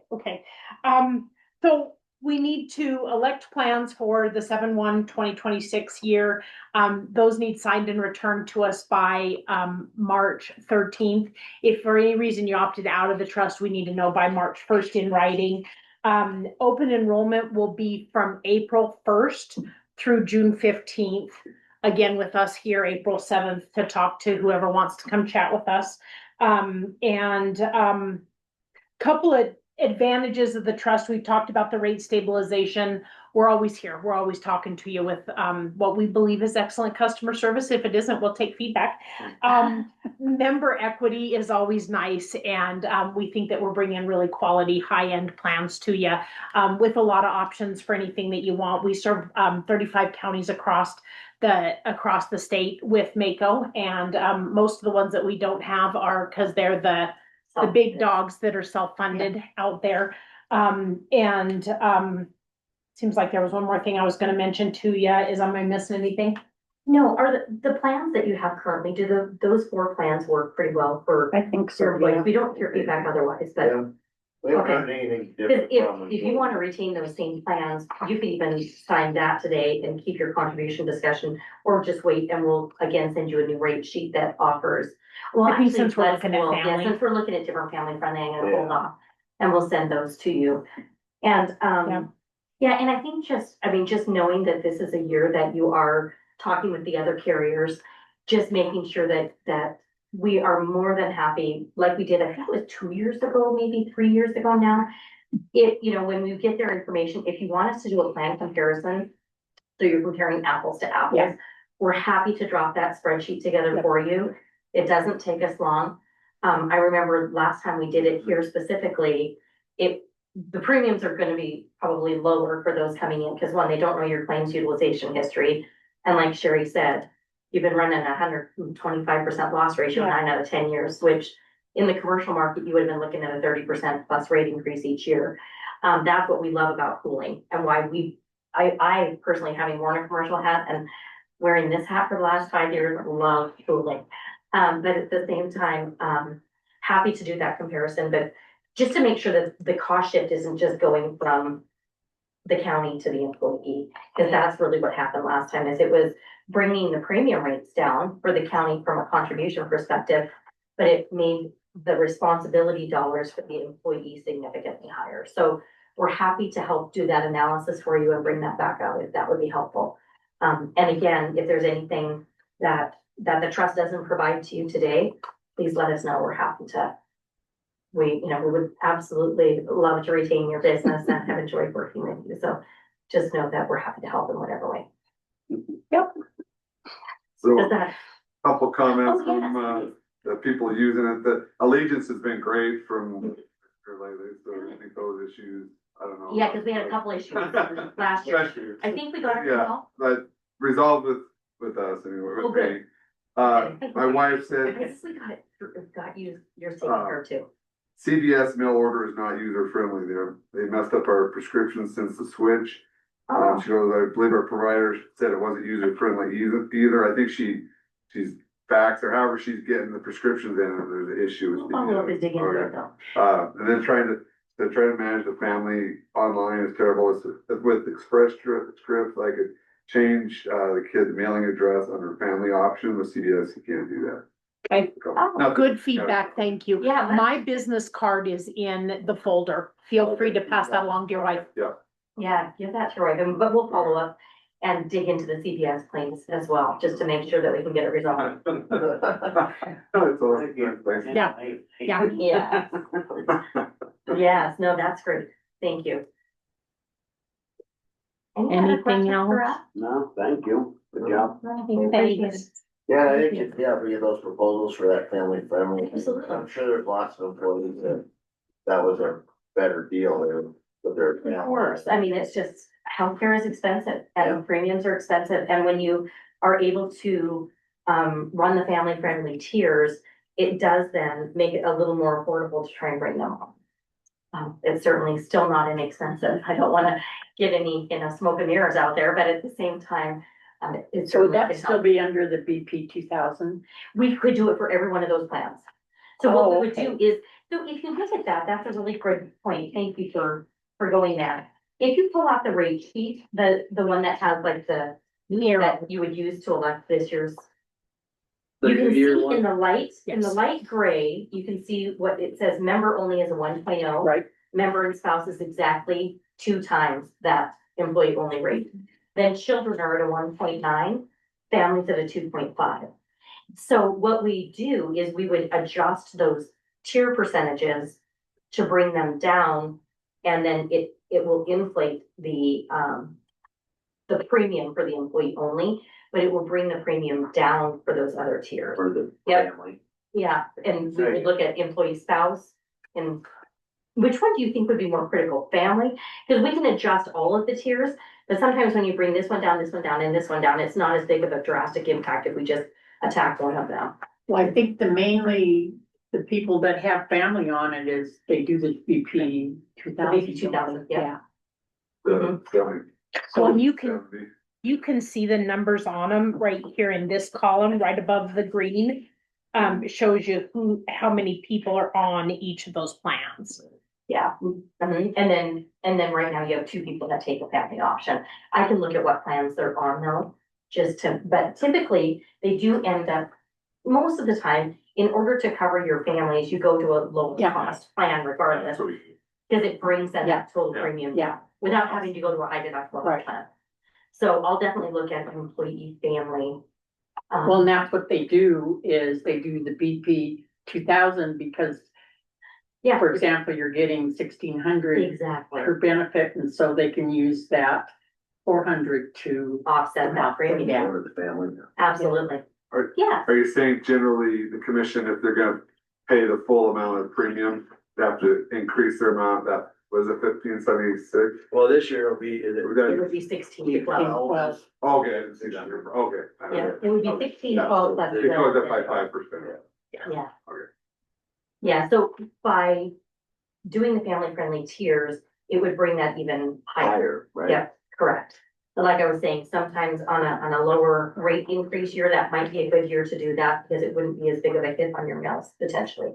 But we'll run a couple of different Yeah. scenarios and send them over to you. Yeah. And I would say across the board, probably better than 50%, correct me if I'm wrong, do have family friendly Yeah. tiers on this. We do. And so, a lot of counties are going that direction. Just, you know, kind of what's And it's what's a good out there. employee benefit. Yeah, it's a great employee benefit to be able to offset the cost of. That's a bringing good your- thing, though, right? Oh, it's a great thing. It's It a really great is. thing for the commissioners to provide that. No, I mean, And we, honestly, you know, we actually talk a lot about that when we're here for open enrollment. No, but you're not. I mean, it It is is the truth. fantastic. Well, And I'm just looking and- at it, do Yeah. more of like for hiring purposes. Correct. of Yes. Getting younger And retention. Yeah, because younger people with families. families. yeah, You're not kidding. Yeah, because it's a huge cost. The other thing, across the trust, the average contribution from counties is 1,300. You guys are contributing what, They would go up to 60. That was 1,500, so 1578, you I guys think, are what it was last contributing. year. Yeah, so you have a great contribution. So we add the 1612 to the 43. Yep, the other thing that Granite County's doing that some don't is the additional life insurance. yeah, And so you really do offer a fantastic benefit package. And again, when we're here with open enrollment and We- sitting we down make with the sure to tell them. employees, we Yeah. talk about that. absolutely. Yeah, great benefits for your employees. So, yeah, well, and again, as you look through that packet, if you have other questions, because we did fly through, but at the same time, we know the number one, you know, at top of mind is that rate increase. So, wanted to make sure we get that right out of the chute. And, but if there's other things, we'll get you those. I should be able to get those alternate rates to you probably by the end of the week. If not, maybe Monday. Email, right? Yes. Oh, I'd be happy to, yeah. Just send her. I'll send them to you, Miranda. Oh, perfect, So Yep. it'd be agenda item next week or? Yeah. perfect. Okay, yeah, I will definitely get that for you. Oh, Do you have any extra materials, ladies? What I do. I can find some, yes. Materials, extra material. oh, Yeah, yeah, we've got another packet. Cookies, oh, Some vanilla bean and some heads and heads. Thank you. right. I know vanilla bean cookies are amazing. Thanks. I had it to just blanch, but. Now you- I'm sorry. You may not get them. Plans for Brandon will be sharing them. Is there anybody online that has a question? They reported that you guys aren't noticing when they have questions. We're noticing, I've been watching, there's somebody. Not for this agenda item, there hasn't. Okay. Certainly let us know. And Very kind. yeah, well, thank you. Well, And thank again, thank you. you so much for all your time. We Thanks for appreciate the it. cookies. Yeah, let's get driving over from Helena. Oh, today, it was too. Beautiful. It was a really easy drive. We were a was little much worried better about than Mac yesterday. Pass and it was dry. Yeah, Which was it dry. yesterday? It was, Yeah. Yeah, We were glad it was today, not yesterday. Yeah. I mean, that's nice. No, Yeah, thank you. Thank you. Yeah, absolutely. I'll visit with your wife. We'll get those straight up. Nice to see you. Yeah, we'll definitely follow up with All right. you. Oh, good to see you again. Yes, we'll see you. Huh? Will you get Mako next week? No, not this. What? Billings, the I didn't want to conference. drive that. The Mako Midwinter Conference? Are you not familiar? Nice. I say that like. Next, It's like sitting in front row at church. No, okay. See you guys.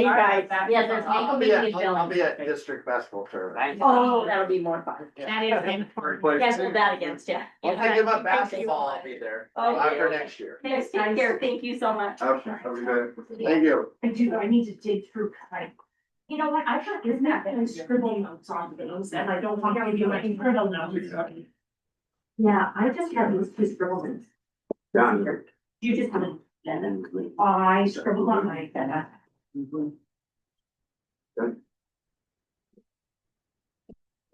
Okay, so moving on to Okay, so you want the average? property insurance for railroad equipment and county road right away with railroad crossings. This was an insurance plan that we were gonna put on the rail crossings in case. Yeah, We're that's- liable for it, correct?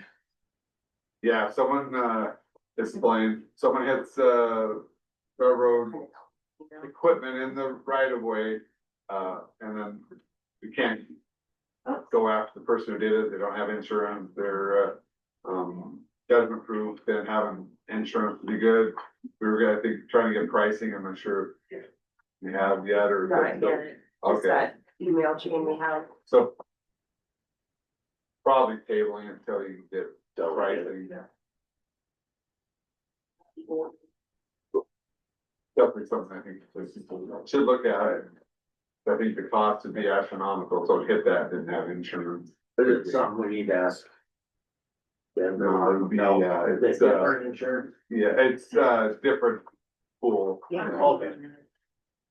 All right, well, we'll table this agenda item until we get some pricing back for insurance. Thank you.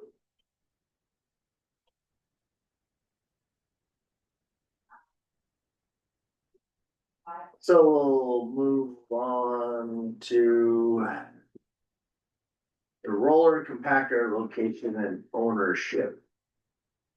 And yes, I'll let you give a little history on it.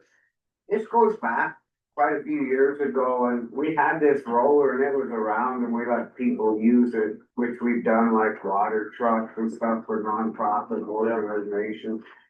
And if I remember right, it was, two other commissioners and myself, and these guys were building a walk park. Putting it on, and we don't use it, it does not meet any of our specs to use it, leaks oil, I mean. They actually had to give a mechanic to work on it, plus, Butch Freedy, I'll use his name, I didn't call him, but Chuck, I talked to Chuck Johnson on this. This is all just with. I just wanna say something, this isn't until 11:25. That's agenda item. I think this is one that we should wait until the proper time before we get yelled at. Okay, My suggestion. all right, well, we wait till 11:25 on this, I'll, Do we have cookies in the meantime? have a Yeah. little recess. You don't get first pick. Alright, It's at 8. I couldn't get it open, or I would have had to. I'm here. you get first, huh? I don't, Ladies first. ladies first. Miranda. Quickly, you first, okay, I'm gonna take the part. Taking about one step. That's one. There might be another one in here. There's another heart. Only because she didn't. I know, guy, it's just, I'm just so over. Shoot this on camera. Do it. Heart? There's a heart. I touched that. Looks like you did take it. I figured the one I just wanted. Look good. No, I'm just one. This is a good cookie. Yes, I understand, I'm not over it. I totally understand what you said. Well, I'm just. I've got some ideas that'll take, I think,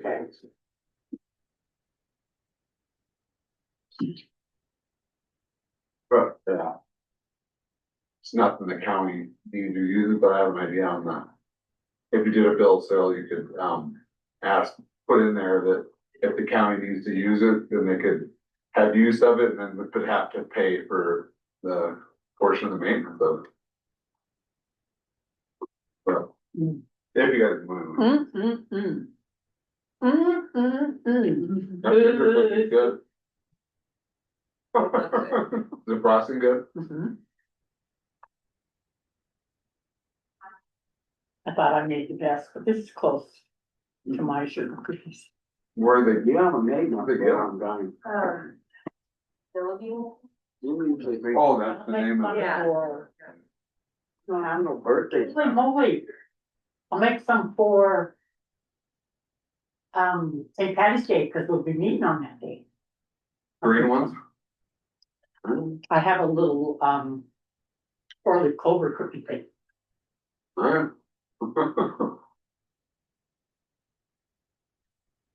There's still some good ones in there. It's left me some.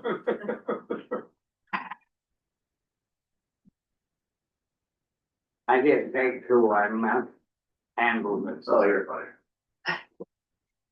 if you want this, we get.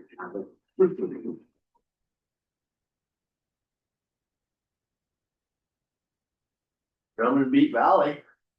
Yeah, but you guys been in third like your, goal was, yeah, that's a good position. Are they taking 2 or 3? Well, they are, There's no challenge games though. top 3. There's top 30. So yeah, there'll be a fight for that third position. Mm-hmm. Well, Lincoln's beatable, Lincoln people. yeah. But the way they shot against Brown, that's not like, Now, all we gotta do is beat Lincoln, first, yeah. second round, we're in. The bye might hurt you a little bit, hurt them a little bit of not playing. Yeah, it should be interesting. But well, good luck. Third could be anywhere, depending on who shows up. Yeah, yeah, you guys are playing good. I want to Beaver Valley. Thing's gonna be that like, for that third position, you're gonna have to play 2 games on Saturday, so who's gonna be the best? Yeah, guys it's to be best able in to shape. do that. Do you know How's this your thing, band? when you're in a pool, the way they talked, it makes better sense than to try to, even people coming and giving us this wonderful quote. Oh, I don't think. And 9 times out of 10, the next year it goes.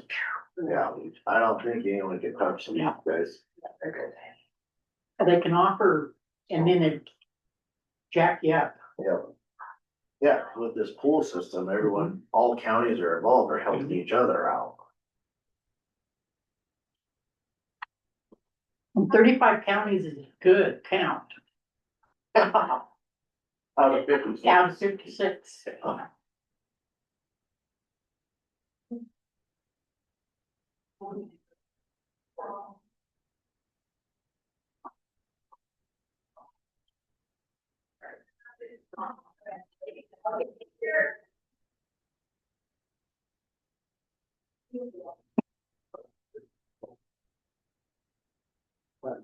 That's me, Wow.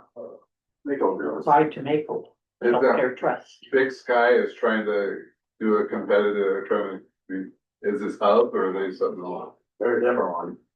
But health insurance? I mean, I guess, I mean, right, if they wanna come in and talk, let them. Yeah.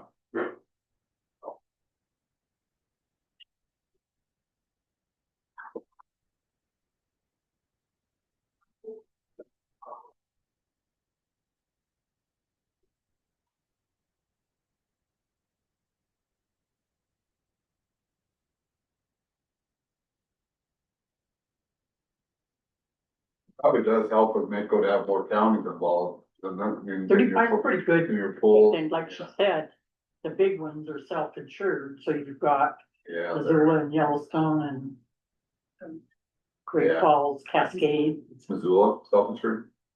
Alright, yeah. Go ahead. Derek, even though we're not taking any comment right now, but. I just wanted to make a quick point to the commissioners, as your rules state that we can attend via Zoom, and we should have the same amount of speaking time as anyone who is there physically. I have twice raised my hand in this meeting and not been called on for public comment, and that's a little frustrating. I've also heard other people be cut off before their time is up. So I would like to see that these rules, either if you don't like them, then change them, but otherwise, please follow the rules. Thank you.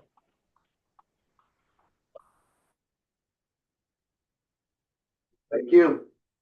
This is Blaine. I mean, I don't think it was intentional. He just didn't see his hand. Wonder if we could do something else here so that. Well, and also, I mean, on some of these agenda items, there's not, I don't need to call for public comment on every agenda item. Only on decision items. If you guys wanna make a public comment, make your public comment during the 15-minute period at the beginning of the meeting, so. Go ahead, Derek. So it's hard to see your hand right there. I don't know what he's doing. Well, yeah. I'm not sure what you guys need to do so you can see hands, but you called on public comment from the audience and then called on public comment from Elena and cut her off and then did not take my public comment. So it's either there is public comment or there isn't. You also sorry, Derek, you also have to, the reason I cut Elena off is because she was not making public comment on the agenda item I called public comment on. Okay, but you just said if we have public comment to make it on the in the first 15 minutes, except when we try and do that, then we're told, no, that's coming up later. So please, if you're gonna do public comment, everybody's entitled to their 3 minutes is the current setting, unless you decide that there's not time for that. But that needs to be across the board, please. And I mean, I had a very simple question about the luxury tax, which would have been great to have had Ashley there to discuss, et cetera. Derek, you can call Ashley, and I told people that we will discuss this matter. We're running behind. We could discuss this matter next week when it's an agenda item for discussion and public comment. But it was an agenda item this week, right? It was a preliminary discussion. That's all it was. Preliminary to let us know for putting it on the agenda next week on what we're gonna be doing. Okay, well, let's just try and be consistent. I don't want to spend my Tuesday mornings attending, whether it's there or via Zoom. If I need to come in each week, then I will just do that instead. If I'm not going to get recognized via Zoom, then we can do that. But let's just try and keep it consistent because that's what is fair to your constituents, to the people who are taking the time to be involved in this process. But maybe let's try and appreciate people being involved instead of making them feel like they're not being heard. Thank you.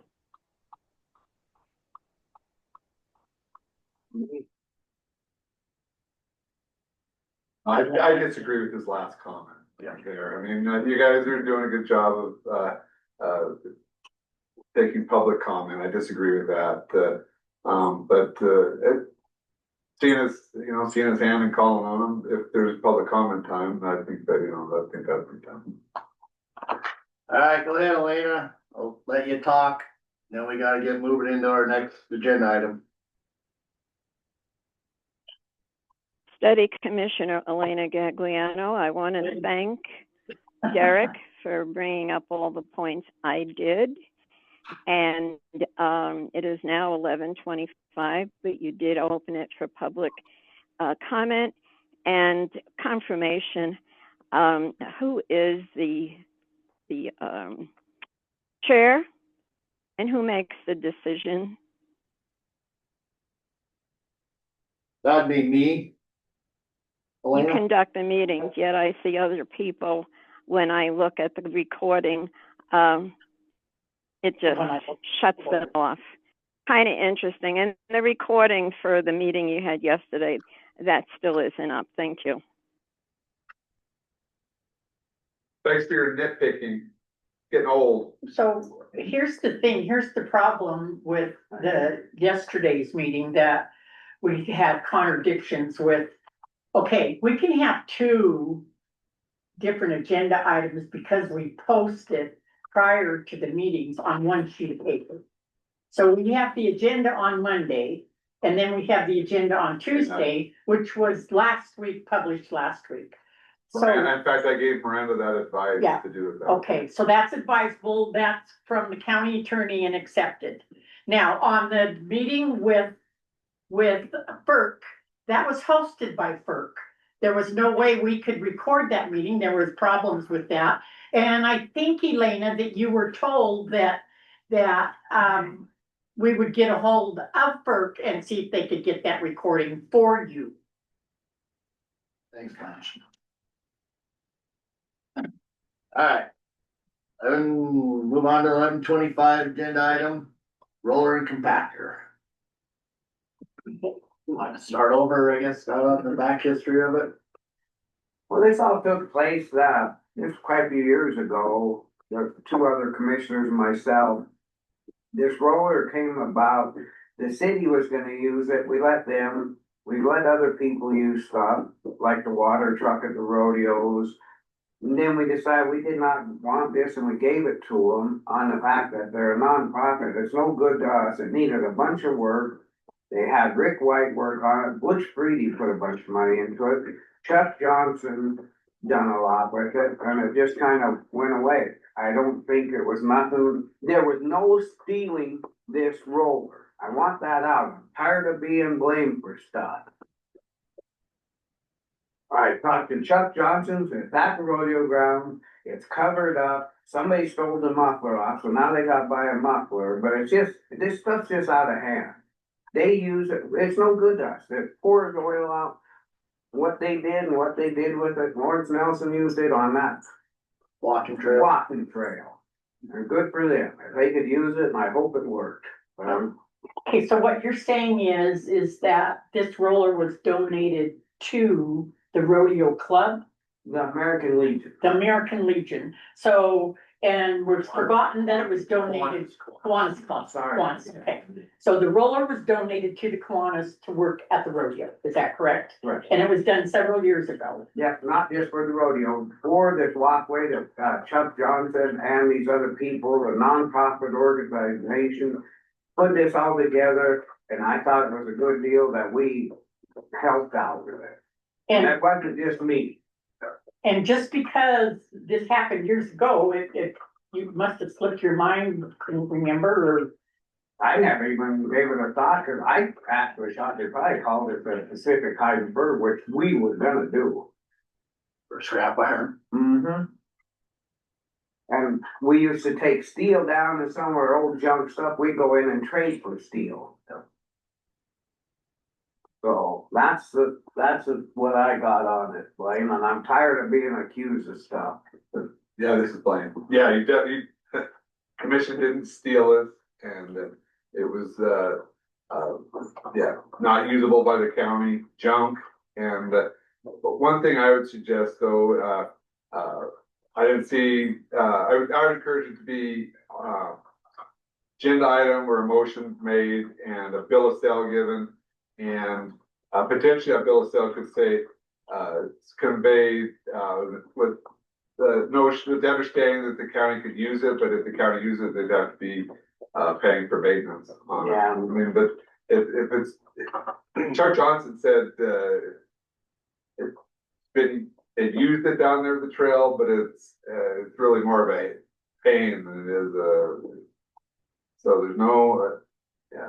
Cause it Anything breaks down, illegal. if the vibrator quit and oil, yeah, I was on the phone with Chuck Johnson, he was pretty upset for what people are accusing of other people. Yeah, he said he'd be willing to talk to anyone as well about it. But yeah, I think having it I'd have it on the agenda even next week. Well, it says a discussion decision. Okay, so you guys could do a motion on giving I them the just bill want of to sale, reserving the right to. Go ahead, Derek. Derek Campbell.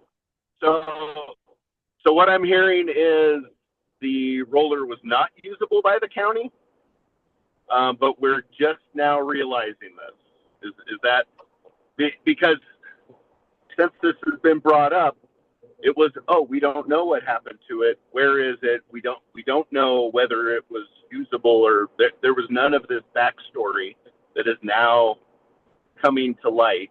I'm just trying to get an idea. And my other question would be, is there a process that maybe should have been followed if this was the case, instead of 3 or 4 years down the road, we're discussing, hey, where's this missing piece of equipment? Thank you. Any other response? So, Blaine, number one, it wasn't said that we just figured out now that's non-usable. We did the research and found out the history of it. That it was junk then.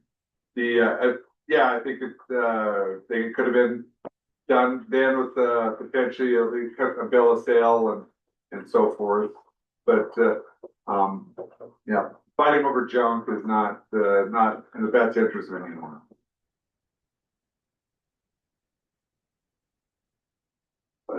Justine Richmond, obviously, I just missed this whole part, but to comment on, I think that was Derek, maybe? So will you follow a better process going forward is, I think what he was asking, or, you know, there should have been a better process. I think Mr. Bradshaw's admitted that. And then what will be the process and what is the process that should have been followed, if you can answer that. May I say something? Okay, so since I have been commissioner, and even before when I was clerk and recorder, we do have a process. We have a line item for sale of fixed assets. The person comes in, we have it out there. If it's not worth anything, they usually donate $1 and then they get a bill of sale. So this here just happened, how many years ago? So it has to have been 5, 6 years ago, 5 or 6. No, it was even before that, because you said with Bart, because Chuck was commissioner. So I've been here 5 years, now I'm starting my 6th year, so it's been 7, 8 years, easy. But one thing too, I'd like to point out, Chuck Johnson said the town of Drummond asked to borrow it and they let them, so there hasn't been public's been able to benefit from it. I mean, because they put all the repairs into it. But what you're saying is we're not doing our due diligence, and we are doing our due diligence. I'm asking, what is the process and was that process followed? Because if that process wasn't followed, then yes. Well, exactly, that was 8 years ago, unfortunately, and we don't know if that process was filed, and that's why we had Scott give a remembrance of what actually happened, because he had to give remind you too, that's a long time ago. Okay, Okay? well, it did come up. And this is the result. So now what happens? So it's been determined that it's junk. Well, we're gonna make a motion on that, so. Okay. Thank you. Derek? Hi, sorry. So I just want to clarify. So it was not junk when it was loaned. Yep. No, it was. It's junk now. Derek, but it has what's had wrong? work done to it. I'm just trying to clarify here. So, It was broke down all the time. We had to pour oil out and everything else. And when we gave it to them, I remember telling them they're gonna have to do a bunch of work to make it work. and so then the Kiwanis Club put the money into it to get it working. And it still don't work. Got to agree on that. It was, All it right, had no value to the county, no use to the county, and I'll entertain a motion. I'll make a motion that we donate it to the Kiwanis, and if they wanna give us $1 for it, then that's fine. We'll get a bill of sale. you want it on there that you reserve the right to use it, but Nah, we don't want to. No. Okay, because this happened 8+ years ago. We have to make a motion now because of the fact that We did do it. someone noticed that it was gone, and so we apparently didn't do our due diligence 8+ years ago. So we have to make a motion now to give it to the Kiwanis. I do, if that's agreeable to you, I think donate, there wouldn't be a bill of sale. I think we could probably do that. donate. I agree. You wanna make one? All right, we'll amend the motion. I would make a motion that we donate the roller to the Kiwanis Club that we actually gave to them 8 years ago. And make it due diligence and legal. Recognize. Comment? Wayne? I would just say they make a finding, there was no value then or. No value. Yeah. So it's not even worth the bill of sale, no value to it. All in favor? Aye, motion carried pass. All right, we're a little bit early, but we'll go into county claims.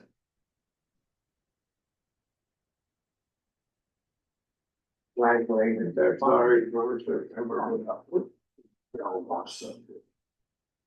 Okay, got it. There.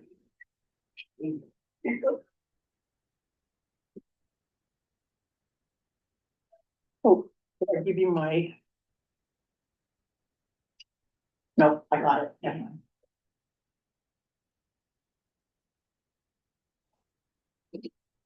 mind.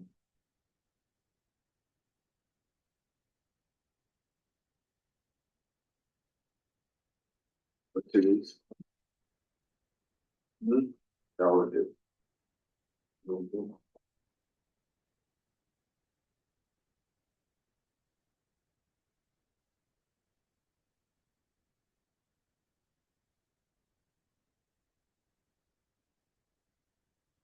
I think you gave me the sugar shakes, or maybe it was something else gave me the shakes.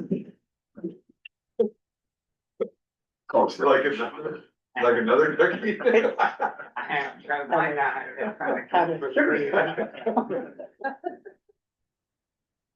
Want another one? No. Scott had two, you want another one, Wayne? No, that's okay, I don't need to.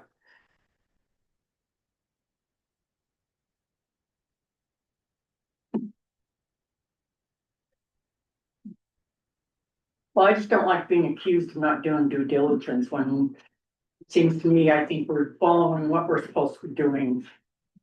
Cause something happened, I don't even know how this came up. I think, we get mentioned by one of the commissioners. Got mentioned, yeah. You got brought, yeah. Things happened a long time ago and I think you were trying to recall. Something, Yeah. something when we were talking to Paul. Somehow came up. Hmm.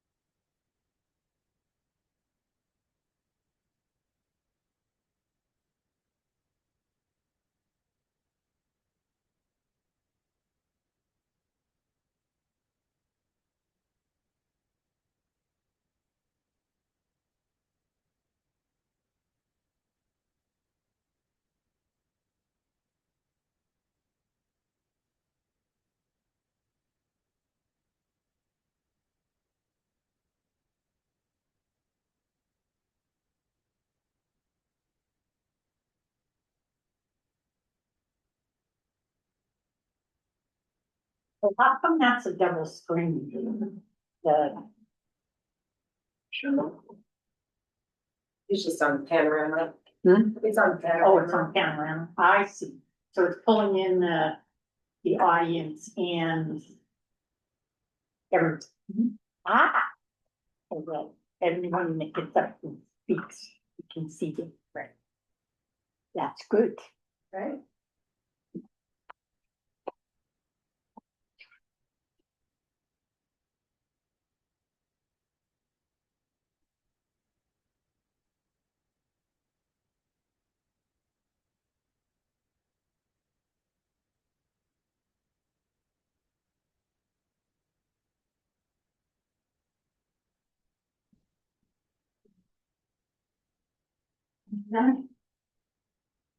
I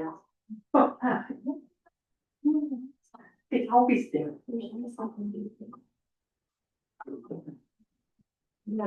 But here's bar going on. Yours? Actually. One over. No, oh, this is super charged. But I asked them how much, they said, well, they're waiting for the older guy, go here and the other guy, they were saying, well, we've just been waiting, I said, well, we didn't know what's going on, this thing's supposed to be up and going. Need to have Miranda order a ribbon for a ribbon cutting ceremony. But,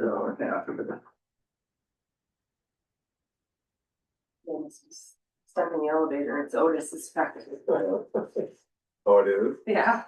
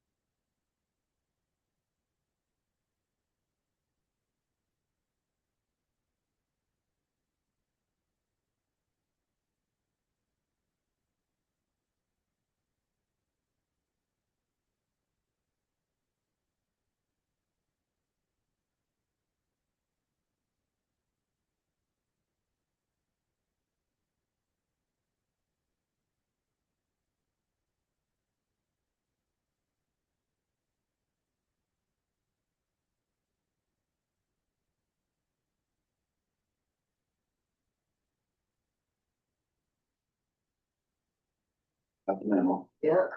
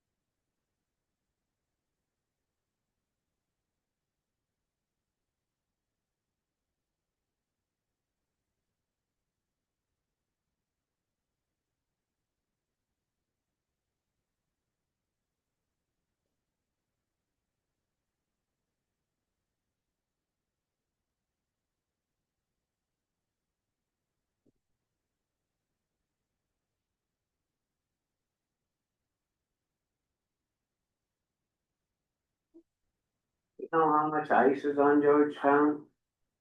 I haven't, no, I haven't been up there. It looks like there's still quite a bit last time I drove by. Friends of mine, they live out at Jim's, they just sent some pictures, some of the fish they're catching, holy cow, for Are they spawning now? It shouldn't start spawning, well, the rainbow shouldn't start spawning until spring. US curling team won the gold. Did they? Canada, that's what the team reported. That's a big And then, I think answer. That is, Yeah. they're doing. Look weird. Yeah. Appearance. Yeah, did. Oh, yes. We good to go? Yeah. Yeah, Yeah. yeah, it was good talking this last week. Well, they like Parsons Reservoir down there, pretty good. And they said they've been catching some monsters. Where at? Willow Creek, so low. Oh, down Are they lower. good to eat? Jake and Peyton, all the guys went up there and they fished for, I don't know how long it is. Oh, really? Yeah, Levi, Usually they do pretty yeah, a good. couple weeks ago, they slayed them. Huh. Went out with the warmer weather. Last time Levi said he went out there and get boards to get out to the ice because the edges are all melted off. But, Crazy. February, that would be the. yeah.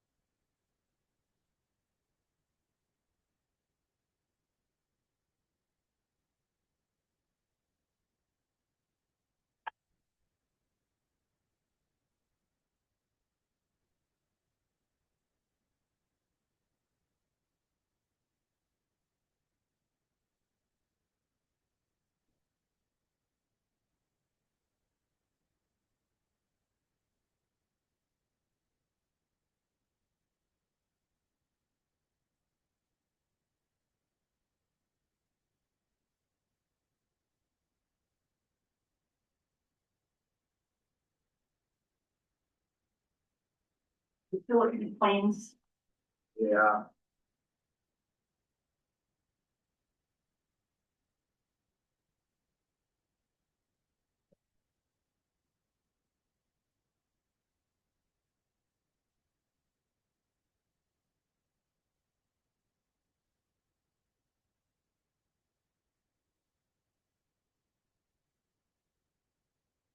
Maybe 12, 15, you got pub?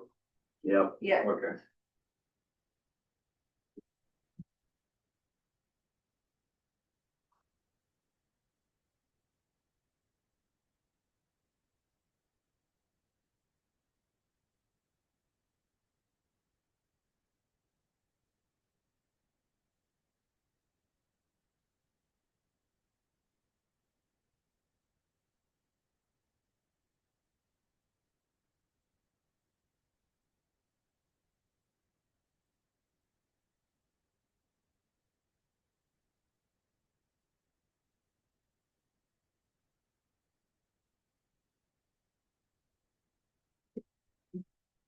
Should we take this in and give them? Is that all right?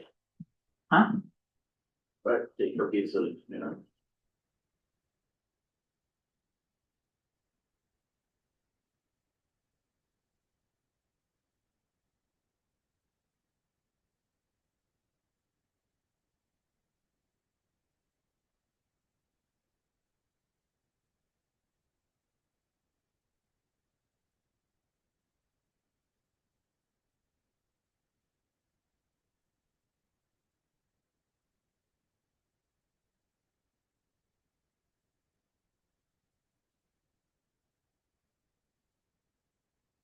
Maybe I should run around the block.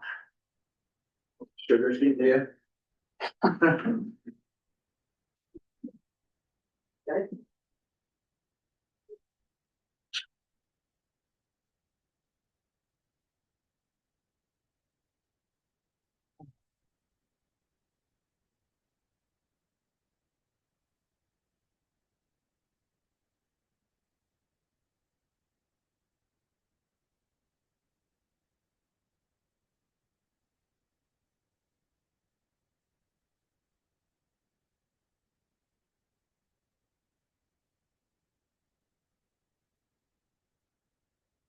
Did I miss the mine of the future proving ground requested letter of support?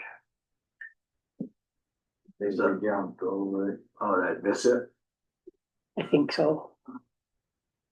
Glasses, my glasses, Glasses. get them on Friday. That's for the. Pontiac mining, Yeah. yeah.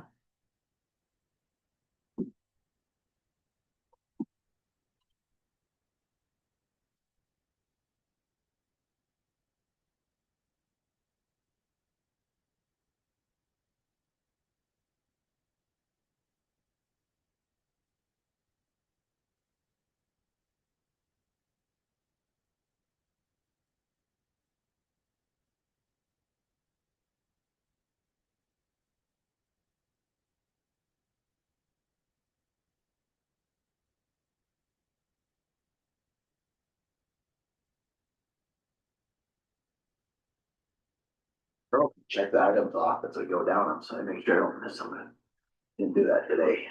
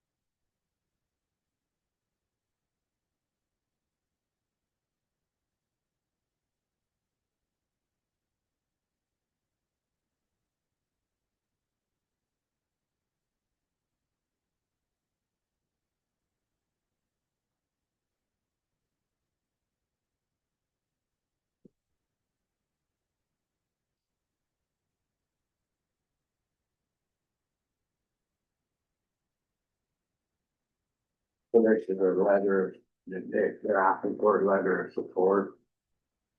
Yeah, it's all of that, what we talked about last week, I think, it was just for us to sign it today.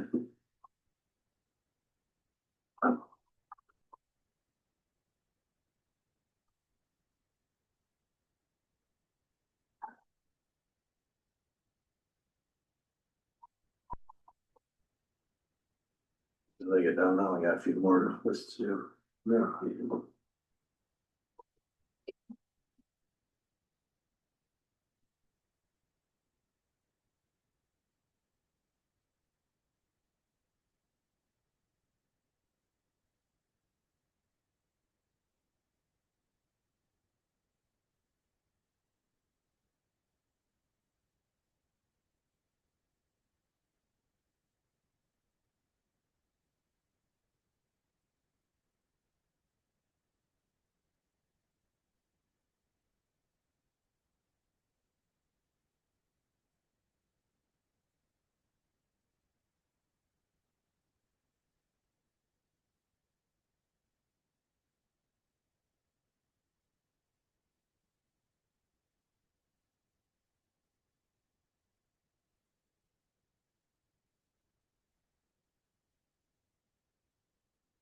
So when they're saying they're proposing to establish, does that mean they're trying to get the mill open and going I and, think they're supposed to start hauling over into it, I heard. I think they're just trying to get some more support, cause they're gonna have to go out for some more, funding. Gonna have to, what? Try probably for some more funding or something, just cause it's such a big deal that. So if they go in there with this, then it's gonna help them financially? Okay, I get it. Yeah, they're just trying to get more, you know, you gotta have so many letters go through DEQ, Yeah. you know, it's a big deal. They started, it's a bomb mill. And they start smashing it. Oh, the stamp mill? Yeah, stamp, yeah. The way I read it. I'll make a motion and we accept the claims. I will second it. Public comment? Excuse me, Justine Richmond. I just have 3 questions, because I'm trying to learn, not accusing anybody of anything. Phillipsburg Senior Center, 7,907. Feels like what? Phillipsburg Senior Center on page 11. What is that for? The senior center down here? I know what the senior center is, but what is that amount for? That is for food and supplies. So it probably is their payroll benefits, On payroll now. where sometimes they don't turn their claim in. Oh, I might have. Yeah, Drummond was Was it P-Bird or Drummond? a P-Bird, she's asking. Yeah, but Yeah, this Drummond receipt there was for food. What claim number was it? What claim number is it? 35649 on page 11. Do you have one by the fund? Do you have one? Ah, there it is. So those folks that work there are county employees, is that correct? The folks that work, I'm sorry. The folks that work there, are they county employees? What? No, they're not county employees that work for the senior citizens. Just a second. Okay. No, they're not county employees, they're their own. They do, share, Drummond and P-Bird share their mill levies. So it's split. District Court, Reed Airport, District Court, Phillipsburg Ambulance, Drummond Ambulance, County Planning, Senior Citizens.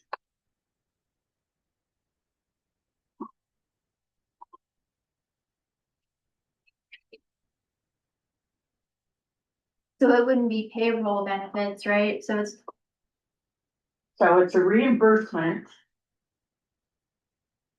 from supplies, which they would. What claim number? Do you know? So it'd be an S, seems to. Yeah. Outlines.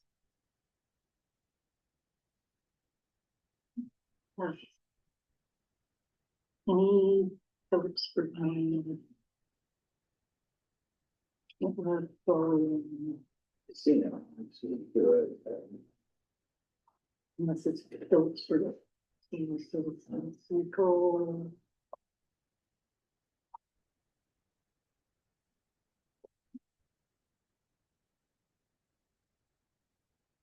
Jeez, you messed these up when they said. Okay. That's in order how I got. Which is I think I mixed them up on a. sweet. So is it under Phillipsburg Senior Citizens? Yeah. I just, So it'd be a P. you have yours right there. it just has the dollar amount.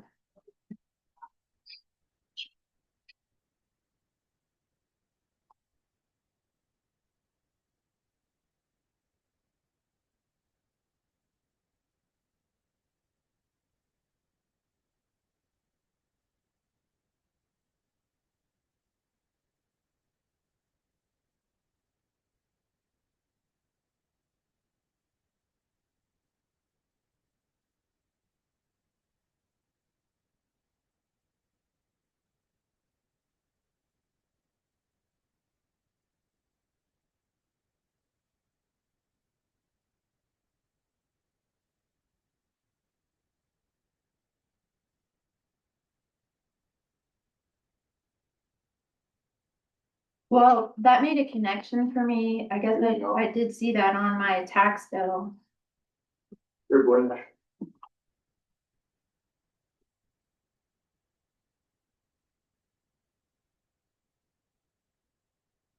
Not on the ranch. too late. So what they did, they asked for a reimbursement with charges from Huffman's. That they paid Huffman's bill and then they asked for reimbursement and it shows it in detail. So Okay, so food and supplies. October and November. And They're always- December, They kind of do 2 or 3 months at a time. They don't do it every month. Makes sense. and they have a, probably credit account with Huffman's and they go ahead and pay the bill and then they ask for reimbursement from the county, from their fund. Yeah. Got it, thank you. Just you saying that it was mill levy. And then they will also send in, a quarterly report for the benefit reimbursement when they pay the benefits for their payroll. And rent, Drummond's rent and stuff. Okay, thank you. Favor? Aye. Motion carried.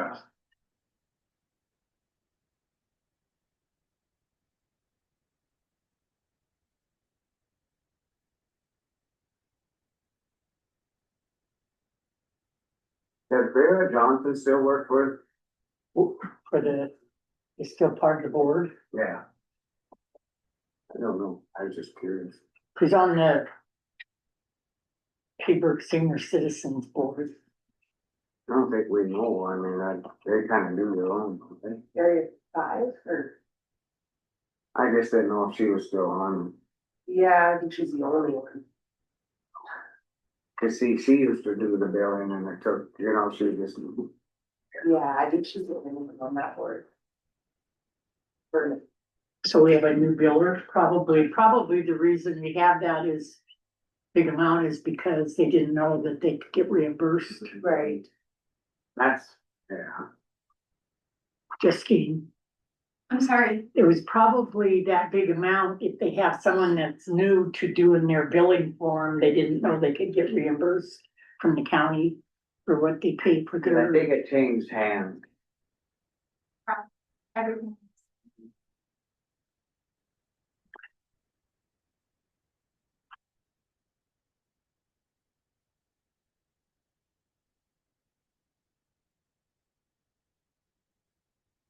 I already have a letter written. Is there a letter for the? Want to do one yet? They don't need one now. Yeah, because it's too late. Yeah. No, it's just that we were acknowledging that we are in support of it. And she sent that after it was already. So they're gonna get the mill up and going and how are they gonna get their ore? Yeah, there's mines with gold jumping up as high as there's stuff starting to open up. I think now that they've changed some of the stuff, there's mines actually. I know up Garnett way, people are starting to stake stuff already, wait, cause we've had such damn good weather, and they're gonna start. $5,000 an ounce, whatever. And plus silver just went up from copper, and the scrap iron is supposedly gonna go way up. I mean, stuff's starting. Okay, if we can just wait until we kind of recess now until. Get into it. Before we get back. There's a. Have you been into the basement of the museum to see the mining thing? It's been years. It's impressive. They've done some really good artwork in there. And they've got a little drift and a shaft and a. That's cool. All right, Lena, go ahead.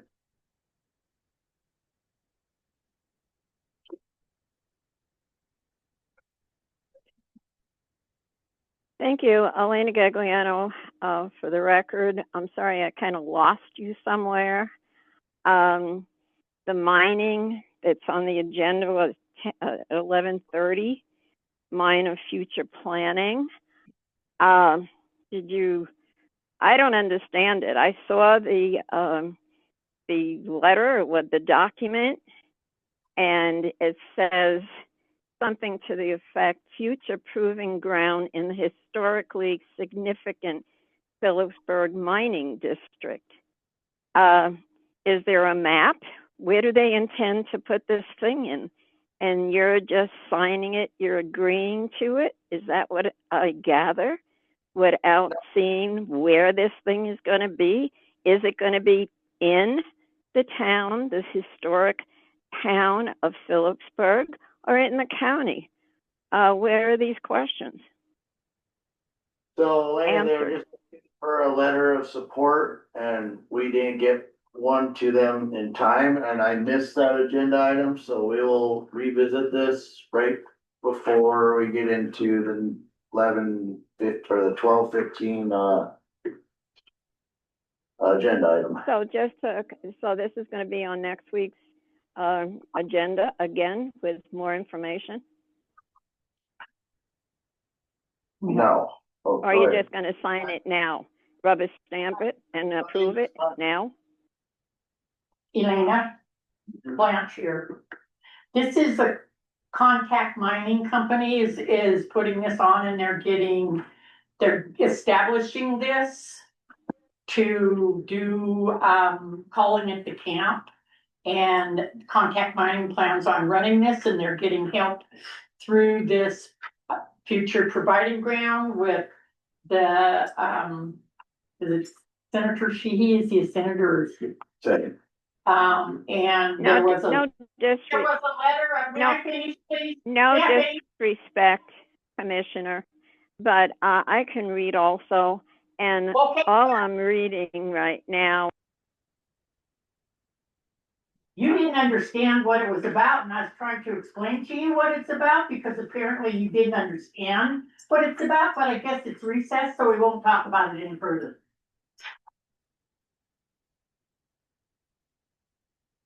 Trying to explain something to you, you think you know it all, and that's my personal opinion, not as a commissioner, but as Blanche McClure, dealing with Elena Gagliano.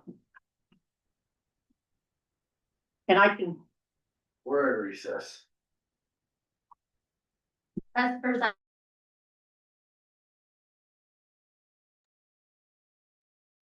Alright, so we'll move on to, Hub should be in here at 12:15, which they are not yet. So we'll. They're on Zoom. Oh, they're on Zoom? Okay, well, we'll make this quick then, for, agenda item that I missed at, 11:30, the mine of future providing, proving ground request letter and support. So we have, from what I understand, we have missed our deadline for a letter of support for, Contact Mining here. Not sure. So, I mean, I think we were gonna do a letter of it, but now we missed it. So. I put it as further notice that if cause they're talking like they're gonna come back with more info anyway in the letter. Right. And if they need more, then we can redo it and, you know, put a letter of support to them, being that they're still doing studies on it. Yep. And then Stephanie is the one that we're Yeah. emailing back and forth with. So I guess we can send her another email apologizing of not being on top of it for the letter of support and. I just got mixed up in junk mail, it says, so they're kind of making stuff and we are too, so it's just. Yeah, and then get more information on it for the future. Alright. So we'll move on to the 12:15 agenda item, Hub International Risk and Insurance, employee benefits, retirement, and private wealth insurance proposal. I believe they're on Zoom, I was told, so. Yeah. Yep, we're in here. Alright, go ahead and introduce yourselves and get into it, I guess. Alrighty. Well, thanks for taking the time to meet with us. Just a little introduction from myself. My name's Dallin Crilly. I do commercial insurance for a living. I'm a producer here with Hub International. A little bit about Hub. We're the world's largest privately owned brokerage with over 22,000 employees. We've got a specialty practices division that operates in pretty much every industry you can think of. We specialize in working with municipalities. We've been working with municipalities for over 40 years. And then I brought a couple of teammates on with us. My partner, Dante Olson, he's our employee benefits producer. He does all the benefits on that front. And then Casey Kaywood, who is also a commercial producer as well. Do you guys have any questions for us? Like what are you guys looking at? I know MMIA is dissolving the workers' compensation coverage effective July 1. I know that's something that's coming up, and that's what brought us around to chat with you guys to begin with. But from my understanding, you might be looking at some other options as well. Well, this is Blaine Braxton, County Attorney. County uses state fund for workers' comp. Okay, you guys have gone to state fund then? Yeah, that's who we've been with them. Okay, do you guys go directly to Montana State Fund?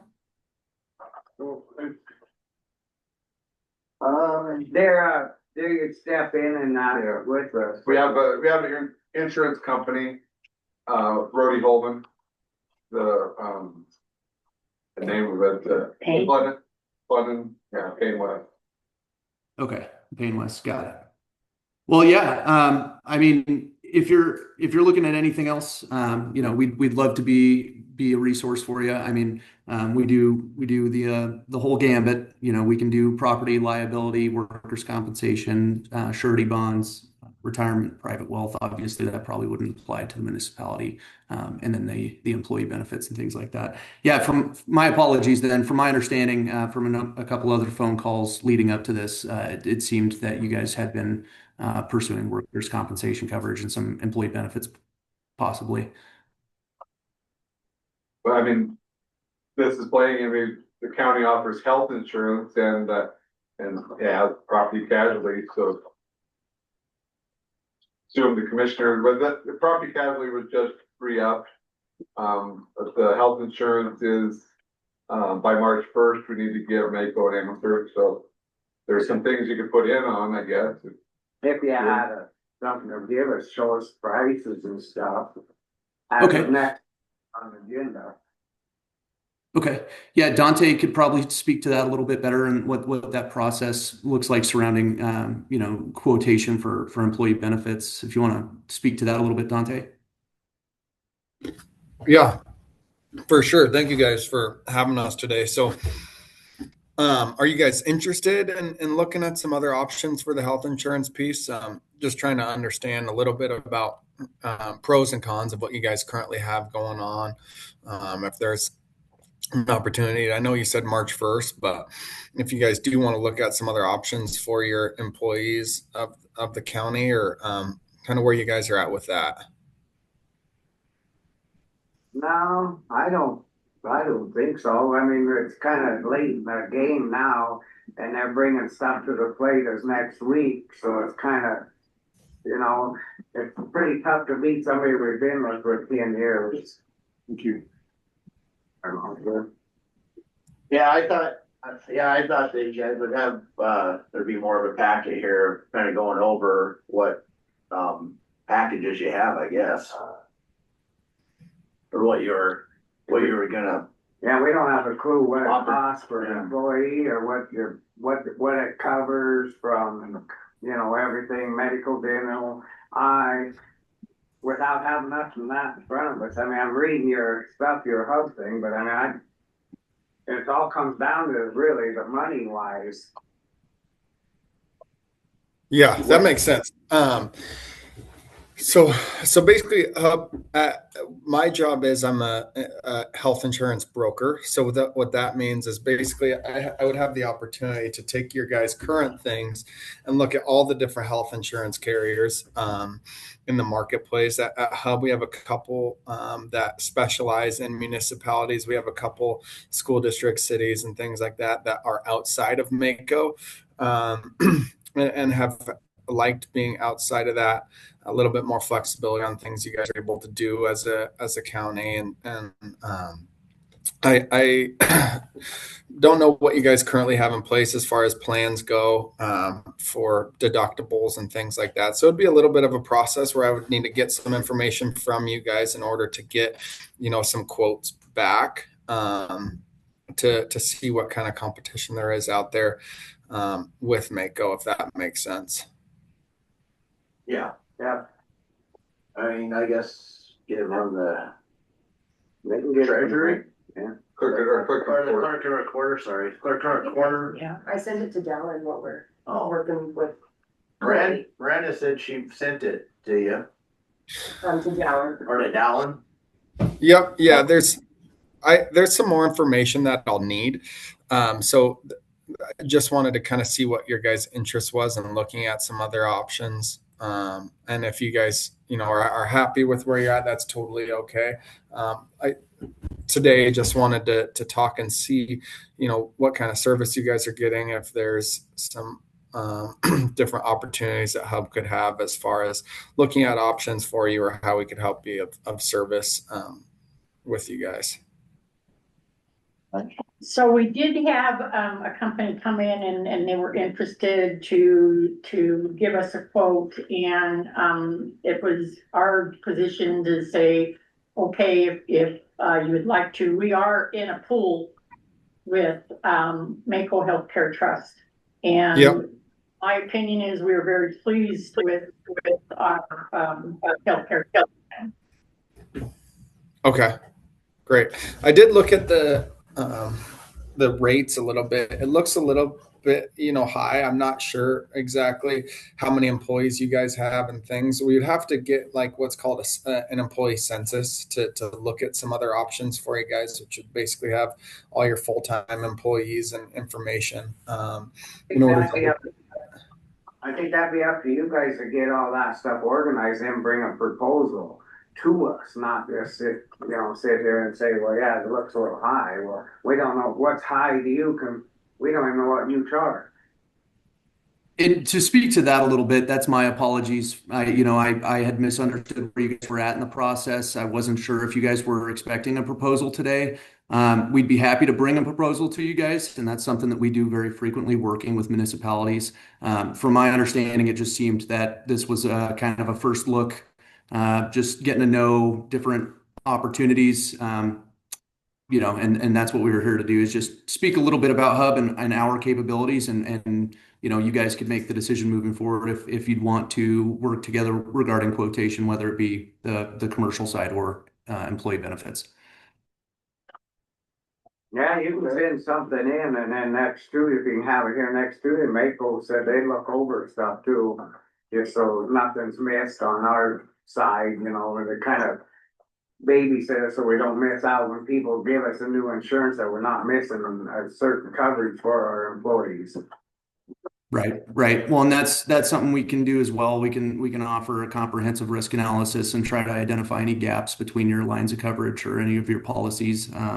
We can do all that as well. And that's the perk of Hub is, we're kind of the one-stop shop. You guys can have your one point of contact for your EV and your one point of contact for your property and casualty. All right. They have the other information, if I need from the clerk and recorder's office. Yeah. Sarah Graham. Yeah, Okay. she'd have the numbers for total employees and. Yeah, I can. What we're paying. I have that. What we're covered, because there's different coverages and stuff for different people. Different options. Absolutely. Love to reach out to them. If you guys wanna get something together and get it to us for next Tuesday. That'd be good. Yeah, and I can do the employee list, I have it. And Miranda said she would get you the employee list and stuff like that, so. I was just wondering if Miranda, don't you already have a packet compiled to send, didn't you already send them? I sent them our current coverage, but not the employee list. Oh. But I have that. Yeah, you can get that and then try to get us something, we can look it over. Yeah, for sure. We are small, there's only like 46 employees on health insurance. That's great. Yeah. Sorry, I was under the impression today that you guys, it was more of a Q&A, see if it's something you guys would want to look at with us, some other options, and do some due diligence in the marketplace for you all. So I know you guys have been with Mako for a long time for the health insurance, and there are some other options out there. If it's an exercise you guys want to do, I'm happy to help look at that for you guys. And, I'll be honest and say, yeah, it looks like there might be some competition out there, or it might be, I think you guys are in the right place. So that's kind of what I was thinking that today would be, is just some Q&A, see what we do, but I'm happy to get that employee list and see if quotes turn around by next Tuesday. Okay. Thanks. That'll work. Cool. Thank you. Yep. Thank you guys for your time. You have a good rest of your evening. Yeah, you too. All righty. Bye-bye. But yeah, with that stuff in front of us, it's hard to tell what, Yeah.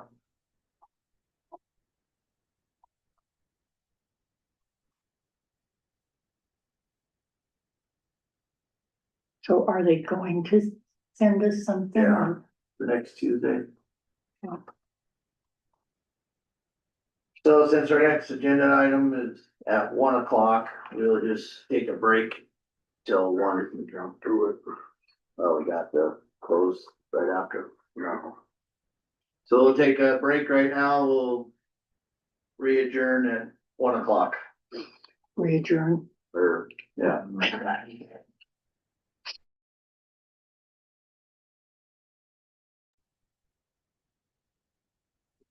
All right, we're back on for the 1:00 agenda of the Solid Waste District's weekly report, policy review decision on proposed changes to the solid waste policy regarding delinquent payments and pay as you go.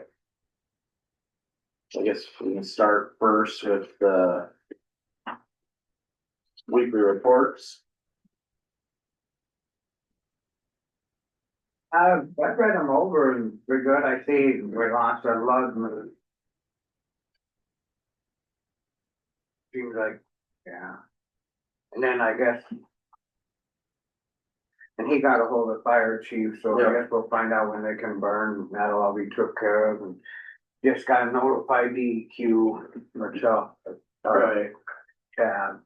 Other than that, though, I think it looks good. Pretty much. Kind of. Boy, when you start seeing the pounds of garbage going out like down in Drummond, that's a lot of it. I see it was up, our claims were up this month. Yeah, those for Republic. Yeah. Yeah. Yeah, they increased their fees. Huh? They've increased their fees. And we have more volume. Hughes, David. My name is Scott Reddick, solid waste clerk. Solid waste administration. No, clerk. But I don't know what you are. I'm kidding. I don't either. I'm trying to. I make show it up look- Monday through Wednesday. Never mind. All right, so we have Scott here to talk to us about the changing of the pay-as-you-go delinquent fees. So I don't think there's a change in policy. I just need Enforcement. It just needs enforcement and clarification and visibility in the website, so people can go to their one stop and find that information. I don't think it's clear, or it's maybe missing from that. So That's mine. I think the hot topic is the grass and the leaves, Yeah. and the DEQ states that that's a fire hazard. Right. Just as throwing it outside. And then it's also a burn hazard because it will smolder for weeks. It won't burn clean. Let's just stir it constantly. You have to do that, and that's bringing gas or diesel equipment out there to stir it. And that in itself is a negative thing. So. Well, it sounds like there's this blanket, no from DEQ on it for leaves and grass filter. So we had, hopefully Todd put that sign up that we gave him. He did, it's in his, report. Yeah. Todd's report, he put signs up and, yeah. Yeah, you bought hardware and everything, took care of it, I went out there today. Okay. So yeah, so I mean, I've signed up and then we follow DEQ policies before our policies, so. Leaves and grass clippings. And then if you're with Robbins and you come in, then you must pay. We don't know, you gave up your 2,000 pounds to grant. Yep. Grant. Yeah. We've explained that 100 times. Yep. More, so. But I can't think of his name, the guy that's concerned about the. We would say his name. But he said he's never been notified, you know, about the granite disposal policy and the dumping on the side. So Well, I had talked to Robinson and he sends out Yeah, they, to existing customers when the policy was set up, a letter, and I've given that to Miranda, stating the policy, and also new customers that come on, they get a letter as well, so. You know, then. no, I think, that, you know, we sent out a bunch of stuff and it's just whether he's seen it or maybe it just. So it this may is need new to be then. that he has that on every bill though. You need to look at the policy. I'll double check that. This is new, right? That we- Yeah, so we had also had the issue of whether someone owes money, can they dump or not? This is a first draft of changing that, if you wanna read it, I mean. I thought it was good, Yeah. I agree, I mean, if you're old, why would we let you dump? It's a business. Has this been put online yet, or no? It has, or hasn't? That verbiage, not yet. Do you want me to read it? Sure. I can read Brian. Well, I can read too. For the Zoom people, wow. I'm Well, not ripping Zoom on your people drum can read education, it too. was good. Alright, outstanding, so this is 6H. Outstanding fees, any customer, including taxpayer entity who owes any outstanding fees to Granite County regarding dumping or any solid waste services shall not be allowed to use the county's solid waste services until all outstanding fees are paid in full, except when that customer pays as he or she goes in full for the current load or loads. Any customer who is 90 days delinquent or more will also have their solid waste account frozen until said delinquent amounts are paid in full. Notice of this policy in this current subsection 6H shall be given to the public through at least one note, I should say legal notice in the newspaper. This current policy shall remain on Granite County's website, and attendants shall give verbal notice of this current policy when reasonably practical. Did you have a little trouble reading it? Well, I do have a typo in there, I'll admit, that's why that's why I wanted to read. I have a question for Scott. A resident brought to my attention that they got an overage bill and they haven't been with Granite Disposal for quite a while. Okay, so I get those calls weekly, you know, they say, some people go on and off of it, and I don't get really, you know, accurate updates from Rick, but I try to keep to what he said, and we work together. And what I do with those customers, you know, if I send them an overage, it's really usually pretty small, like, you know, 15, 20 bucks or something like that. I said, disregard that notice and I'll make the appropriate corrections and I put it into the system. So next quarter, when they do go to the dump, they don't get swept into the granite disposal, you know, policy. So is it because they go on and off, and so Granite Disposal doesn't let you know they're on or off, or is it because? They do let me know, but their files aren't, you know, it's a small shop and I don't. But it's fixable, it's a fixable Yeah, thing, and but they can just come up and see you and you can explain to them. This is probably a 2% rule, you know, that comes in and we just let it, you know, Yeah. let them go with that. I mean, it's not any kind of impact, but the overages that we're speaking about here, we're into $6,000-7,000, which is helpful for our increases Yeah. in the Republic, all those kind of things that helps. But the smaller stuff that, you know, if they go on and off of Yeah. it, I think it's flush.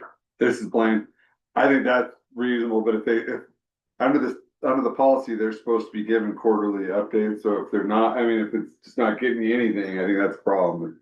Realize there's gonna be some errors and, yeah, ground disposal under that co-op language in the policy, supposed to get, which sounds like they are, but it's not 100% accurate, but, I mean, there's gonna be some errors in it, but if they're just not giving, not doing it, that's a problem, they could be cut off from dumping. But there is there are so many nuances in this situation. One of them is like, there's a person, it's up in, Whiskey Flats. They get granite disposal and they come to the dump, with additional stuff. And they're paying, for that, but they don't have a dump unit on their property, so they haven't paid $135. So in theory, they shouldn't have any granite disposal, because granite disposal doesn't have the monies, from the property taxes to take their trash to the dump. So those people shouldn't be able to dump as well, and, Yeah, that's, like another 1 Yeah. or 2% Yeah. kind of thing, Yeah. but it's, everyone else is paying their property taxes, their revenues, fees, they should as well. So, This is Blaine, do you like the 90-day deal? Cause then once it's frozen, they'll know, the attendants will know, right? And then they'll know that it's pay as you go. right, so what I've done is I've taken the list of these outstanding ones and I've put it onto the notes on the dump thing that the attendants see, they see an outstanding balance. I've told Todd and I'm gonna tell John to let them know that they have a $300 bill, you need to pay that or else you're gonna be deactivated, so. But when the deactivation happens, if you say 90 days, that's something I can, we can mark. But some of these outstanding balances are over a year and a half. I'm just trying to catch up, because I've sent the notices and I get returns. I check them, undeliverable or something like that. Then I'll go into the clerk and recorder and I'll check with the deed and I'll see that it's a different person, so I can't do anything with those. I can't chase people that are out of state or sold their property, so those get written off or whatever. But the ones that are still current and they should, they're just ignoring the letter, and I've sent them 3, so. Yeah. Another letter would not do anything for them, No. just like them. Yeah, I mean, we can go after them civilly or put that delinquency on their taxes, so I mean, I guess that Well, could be. that's a possibility, but what I found is really active, really, get some going is just turn their part off. Yeah. They roll them in, well, I was in here last week, and they come right in and they pay their fee. So yeah, having this policy as generally, commission can change as you want, but something of this nature is needed. I know, good. So I'll put it on the website. So I'd say we don't have put I'll draft up the amendments in the full policy and that section can be highlighted. And then that could be put on website and have it for next week to approve the policy. But I was thinking, it looks good, thanks, Scott. yeah, but I think what should be done is when they go to the Granite County solid waste page, new additions should be right up on top, something that, that people can see Yeah, right there. I'll probably have it highlighted in yellow on the. Yeah, let me, I'll think of that. Can you access your part? Could he access his solid waste thing? Oh, I thought that's what the new thing was supposed to be all about. Where each department head could go in there and make their changes. That is not what it's all about. That's not how it's set up. Maybe on the solid waste page, we could put just keep the latest changes as well as these are the latest changes to the policy. You get your page too large, this is. Yeah. Right. Yeah. But something, No bullets and bullet points. Yeah. That'll be good. Sounds good. So I guess, so I don't need a motion today, we'll do that next week. Next week. If you're generally good with that, if you have any changes need to draft one. I guess we have to fix some typos, so. There was, one typo, but the language was generally. Yeah, I thought it read good. But going forward, I'm going to put on their account, in the notes for the attendants to see and let Yeah. them know that it's coming. No deactivations are hanging on. Yep. Until we get the policy. Oh, Okay, so. The individual that had an issue with the bill called me, so I will talk to him. But it's the commission's decision to, it's owed, right? And it'd be delinquent if it's not. Yep. Good job, good job on. all right. Yeah, thank you. Very good. Thanks, Thank Bob. you. Thanks, Scott. All right, our next session is closed for legality purposes.